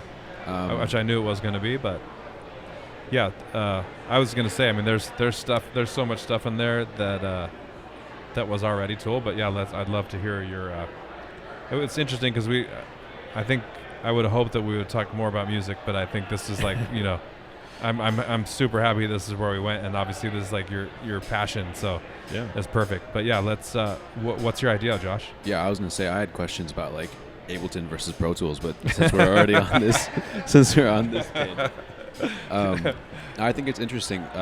You've talked a lot about your role currently right now in life, and this for I guess both you and John. You're both raising young people in a I don't know, like tumultuous seeming time online, and it's very polarized, like you've already said. What's something a tool that you would impart on your children, your students, your future generations that you think would be helpful to promote a future that is ideal for you? Like what is a tool that you would impart onto them that you think promotes longevity and health and a society that's worth continuing? I can go quick. I kind of already answered that in that, a tool that I would impart on my child or any of the students I already do is the 30,000-foot view. So don't ever get so locked up in your own situation that you can't pause to empathize, which, go up 30,000 feet and look down. Be able to do that. You don't always have to do that because then you won't be grounded. But you have to have the ability to stop for a minute, go up 30,000, take a look. Oh, okay, I see now. Come back down and do it. It's empathy. Just getting in someone else's shoes. understanding their position, taking time to do that, having the respect and dignity to do that for someone else, the caring, the compassion. You know, they're struggling right now. Well, I don't want to kick them again. You know, I beat them already. They're down. You know, we're fighting, we're going. All right, they're down. Let me just stay back. Some people, like Mike Tyson, as long as the person wasn't real, you know, full of vitriol, would go in and pick up the person he just knocked out. I'm sure everybody has seen that, right? Yeah. That's the kind of compassion we need. Even when you're in a fight, this is just a fight. Yeah. I don't hate you. I actually love you. I want to make sure I didn't hurt you real bad. Like, I won and I did what I wanted to do, but I'm going to come pick you up, make sure you're okay. You all right? Yeah. You know, you good? Like, really compassionate has to be there. Yeah. Go in and fight, but make sure you're caring about the other people. Make sure you're able to pull back and look at things from the top down. Yeah, I couldn't agree with you more, and the way you worded it was typical Marshal elegance. Yeah, I mean, I couldn't agree more, and I think it goes to what Josh is talking about, this concept of tool, this kind of thing I'm trying to put together, and it would go into a kind of like chapters, and we're kind of, you know, writing the book as we go along with, you know, guests like yourself. But so like love is always the answer is the name of that chapter, and it's exactly how you described it. And it's like looking at things through different, you know, obviously that I think I learned that lesson about the 30,000 foot when I was in high school, and I'll never forget when that was taught to me, and how that it really had an impact on the way I see things. And then you know, looking at the world through love-colored lenses. Like if you you know, there's so many instances you can see things like, oh, you know, like little tricks that you see on TikTok or whatever. Like if you look at it like this, you see this, and if you look at it like this, you see something totally different. Or you can hear the different words and it's the same word, you know, that kind of thing. And it happens a lot where something starts coming at you, someone's coming at you, and you feel this kind of feeling of hate come on you, and then it you know, it perpetuates it. And if you can make that shift in your head to say, like, I just need to look at this from a place, like you said, compassion, empathy. If you look at it from where love is the way to find your way through this or whatever, once you start looking at it through the love-colored lens, then regardless of how, like, they could be saying the exact opposite of everything you believe in, whatever, but you can understand because you're like, you know, like you said, regardless, I love you. You're another human. And we're here together, and I couldn't disagree with you more, but I still love you. You know, like that's that. And even not, I mean, even for my own selfish reasons, like so that I can walk away from it with this good feeling and not walk away carrying a shitty feeling. Like that was a bad, like that fight, and I felt like I got beat up, and then nobody picked me up off the ground. Like your instant, right? Like even if it ends up and there's no whatever, it's still shit. At the end of it, I walk away and I can go to sleep that night and feel good about myself, and you know that's yeah. So I definitely subscribe to exactly what you said, and I think that's probably the most important tool of all of them that you could probably teach your kids. You know, like I mean, obviously there's a lot to it, but that one makes things easier. For sure, but it's hard. It's hard to do that. You know, I think also hearing that, it's funny because obviously both of you guys being artists, there's a perspective that I feel like you have to take in some of your work and other people's work where you're so locked in and you're so like in the trenches of a project or whatever, and that shift of perspective is always like, it's almost necessary where at least it feels like at points you need to take that higher level view to even get an objective view of what you're working on in general. And I think that, you know, maybe being an artist has facilitated that skill in your life in many other ways. Yeah, exactly what you're saying. Like it's with Pro Tools. I'm a Pro Tools guy, Josh. I don't know if you know that or not. Yeah, I know. We talked about this. We're going to get you to change it. I do like Ableton, but I'm kind of a dinosaur, I guess, when it comes to that. But yeah, it's to go off of your analogy there. Like it's very often, obviously, because you can zoom so deep in Pro Tools. I mean, you could literally be like cutting out pieces in a waveform of a kick drum. You know, like you get that zoomed in or whatever. And then a lot of times, you know, you spend kind of hours in there, and you're like, oh shit, like I'm so zoomed in, and like, okay, I got to zoom back out, and then like take a break, and then kind of listen to the whole thing real quick and see. And then sometimes you're like, oh my god, I was in there for hours, and I like, you know, you doing damage, you know. Yeah, so that is a great way to look at it. Yeah, I mean, I think like it takes a long time to learn that skill set where you zoom in and zoom out, like very regularly. Don't allow yourself to stay zoomed in, because you literally could be doing damage and not even, and be just totally blind to it. Yeah. And that definitely can parallel to a lot of things in just life in general. Yeah. I'm a Pro Tools guy too, by the way, so sorry. Never even tried Ableton. Heard it's great, lots of different things for writing songs and live and incorporating all this, but Pro Tools is just the anchor. You know, I've been using it since Studio Vision first, if you guys remember that. Yep. And then into Pro Tools in its earliest version, and it's just got all the answers. Everybody's kind of emulating it. Ableton is the one though, for the rehearsals and the writing songs quick. I know that's a lot, but Pro Tools took on some of those attributes too to try to incorporate it. But anyway, I would say being in a band definitely helps with the awareness of others, compassion, listening to someone else. Because if you're in a band and you're not listening to somebody else, your band sucks. Yeah. Period. Yep. And only sometimes can a band get away with following the drummer.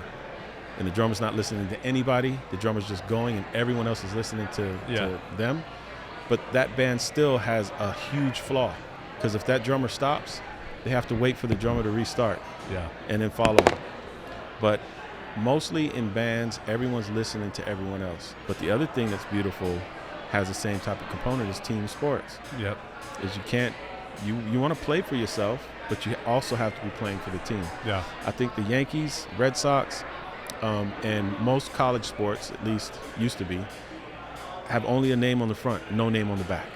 I know the Yankees are still like that, and the Red Sox are like that. And I love that idea. Is no one has a name on the back. It's just a number. Right. So you have to know who Derek Jeter is, or any of your other favorite player when you're on the Yankees. Because it's about the name on the front. Right. So that means take yourself out of it. Even though you're on a team, you are still playing for yourself, but it's not about yourself. We don't care who you are. We care about the team. Yeah. And team sports really helps as well to bring that awareness of others and how important others are. You're still important, but consideration for others. Team sports and being in a band for sure will emphasize that. Yeah. Give us a predisposition, as you said, to think this way and to apply it. Yeah. But I'll say, just kind of to close out my point, is it's not a perfect world. And there are going to be people who play no team sports. There are going to be people who no experience with bands or listening. They just play for themselves. Yeah. And that's fine too. And so we're going to have to make room for them. That's kind of that 10%. Yeah. You got to be patient. You got to be, and use our martial arts philosophies. Yeah. And when we approach that 10%, they're not going to change, but we do have to have love-tinted lenses. Yeah. And look at them compassionately and have grace and say, it's a shame that they're in that position. It probably sucks to be in their position. Yeah. Life probably sucks for them. So now right there, you're letting down everything instead of wanting to fight them. Save fighting. We all can fight, to a certain degree. We'll find a way to win. Yeah. But who can work this out without the fighting? That's another martial arts philosophy, which is the thing. And the way you can work that out is have compassion for them, have grace for them. Say, it probably sucks to be them. They're angry. Yeah. They're full of vitriol. They're trying to beat me up. It must suck for you because I didn't do anything to you. Yeah. And then fall back on, if they do attack you, you could defend yourself. But still, in the fight, like Mike Tyson, you still have compassion. Yeah. And when you beat them, you say, "You all right?" There's another scene in Get Shorty where John Travolta punches Bear. Bear's the bodyguard for the villain. And do you guys remember this? Bear, Get Shorty? I remember Get Shorty. Okay. I remember a bunch of bloody noses. John Travolta. Yeah.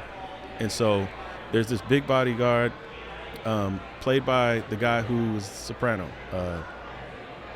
Gandolfini. Oh yeah, okay. So in Get Shorty, that's his role, has a big beard. Yeah. And so every time John Travolta gets the best of him, because Gandolfini's trying to act tough, and he just, grabs him and throws him down the steps and just keeps going up the steps, just something like that. And one time in the parking lot, he punches him in the throat or something, and then, Bear starts going down, and John Travolta's helping him down. Right. And then he goes down on the ground, and John Travolta sits next to him. And he's like, so, we've been through this so many times. What can we change? What can we do different? That's what I'm talking about right there. Yeah. So John Travolta never lost his cool. He could fight. He threw him down steps. He did all this. Yeah. As much as that person wanted to get him, he couldn't. Yeah. And John Travolta at the end took control by sitting him down and saying, okay, look, you keep trying this, you're not going to win. Yeah. And then ended up, they worked together and, countered the villain or whatever. But that's another sign. Like, we need to do more of that. Yeah. We could be tough guys all we want, but we don't have to be tough on the people who can't help where they are. They don't have empathy. They don't have compassion. We're never taught, probably will never have it. Yeah. But we still have to have it for them. Yeah. That's what I teach my children as well. Cool. Do you have anything else, Josh? I'm good. Brian? Brian, do you have any questions? You want a question?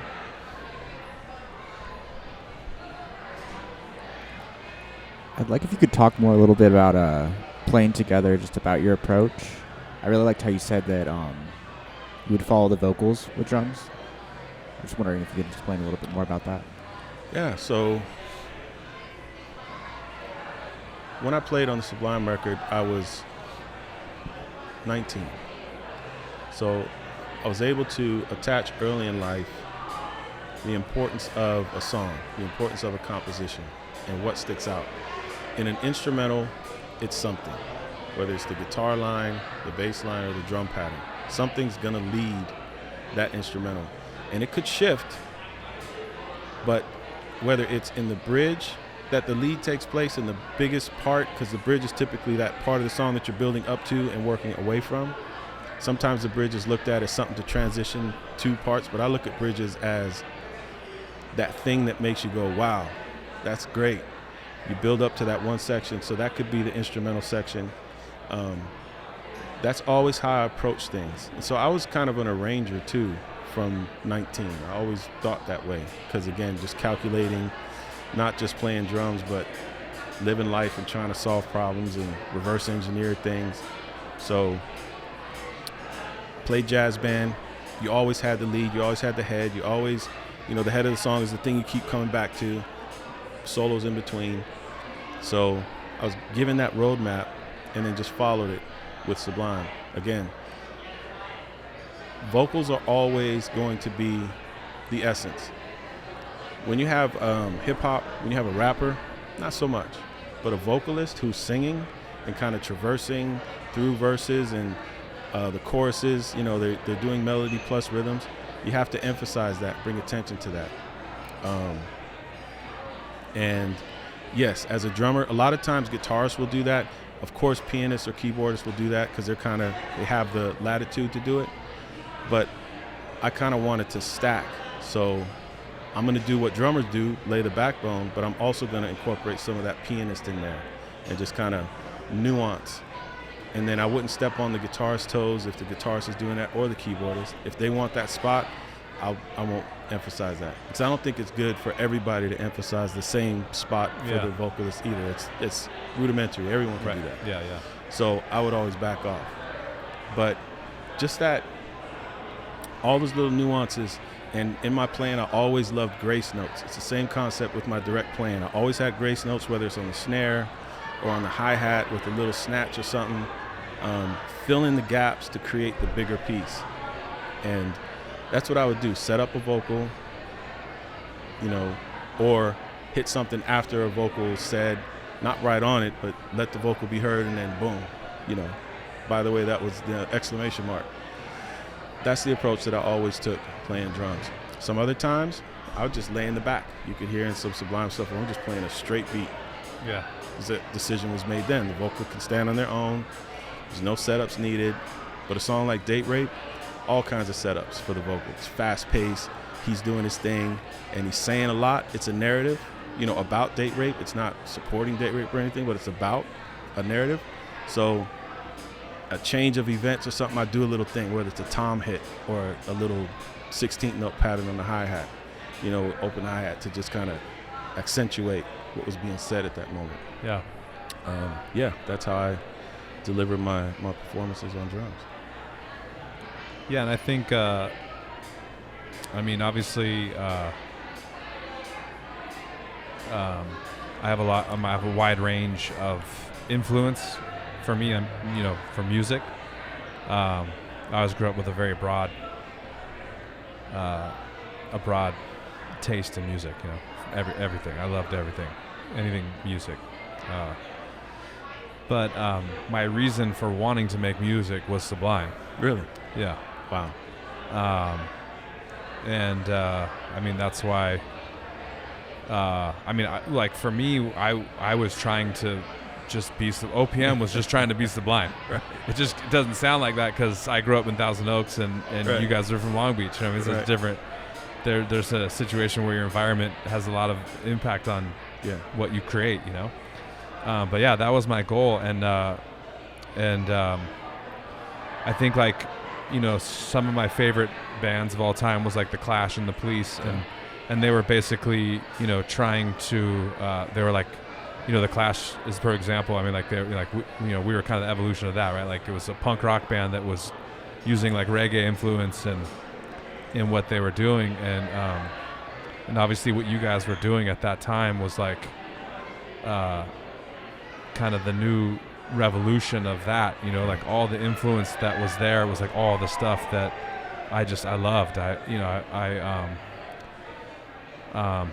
And there's kind of the way that you guys all came together and everything, like, it was just, I don't know, it was just brilliant. And then obviously when Bradley passed away, I was like, this is going to be like, this is the and the evolution of Sublime in that time, whatever too, like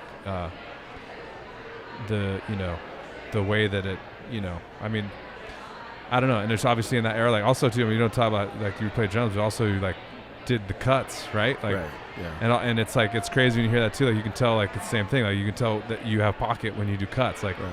a lot of DJs probably don't even, I don't know if they're not even thinking about being in the pocket when they're doing cuts. I don't know. Maybe they are, but the kind of, and those putting the drums and the cuts on top of one another and all that kind of stuff, like with your pocket was like obviously legendary stuff that you guys are doing, and then obviously like, and Bradley obviously,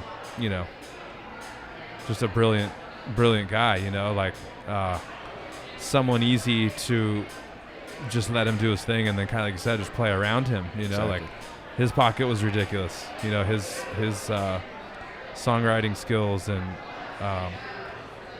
and he's like truly punk rock, and like and I think like Steve Jones, I think guitar player from the Sex Pistols, like and I did you watch that documentary kind of thing on Sex Pistols? Yeah, you should check it out. Yeah, it's pretty good. That out for sure.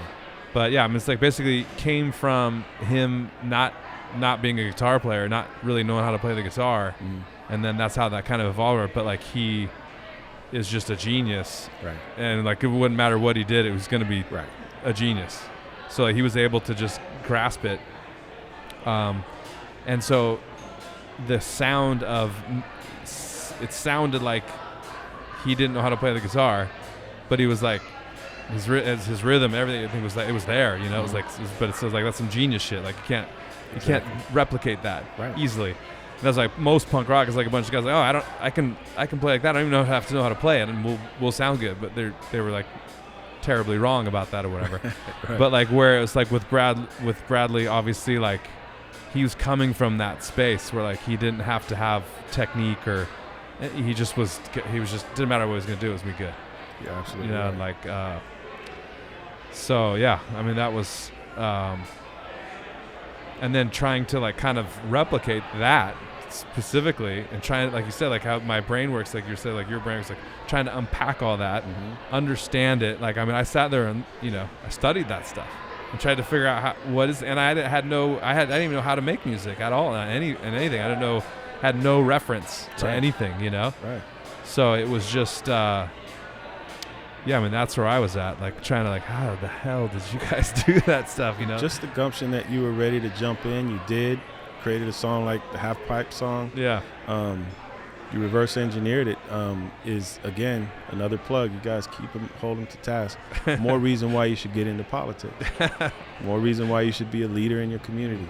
Because you can. If you had no music experience and then got to the point where you were with OPM having a major record deal and a studio, and leasing the studio out to LaFace Records, come on. You'll be a brilliant elected official or service to your community, however you want to do it, whatever capacity. Yeah. So that's amazing. Thank you for sharing that story. I appreciate that. Yeah. I feel honored, very humbled. Yeah. Thank you for being here today. It was great to be here. Yeah. Maybe come back I think we're going to have to do it. maybe next year again soon. Whenever you want. I know it's a whole lot right now, so we'll have to let people debrief a little and give it some time between the next one, but I'd love to come back. Talk to you again. Cheers. Yeah, cheers, brother.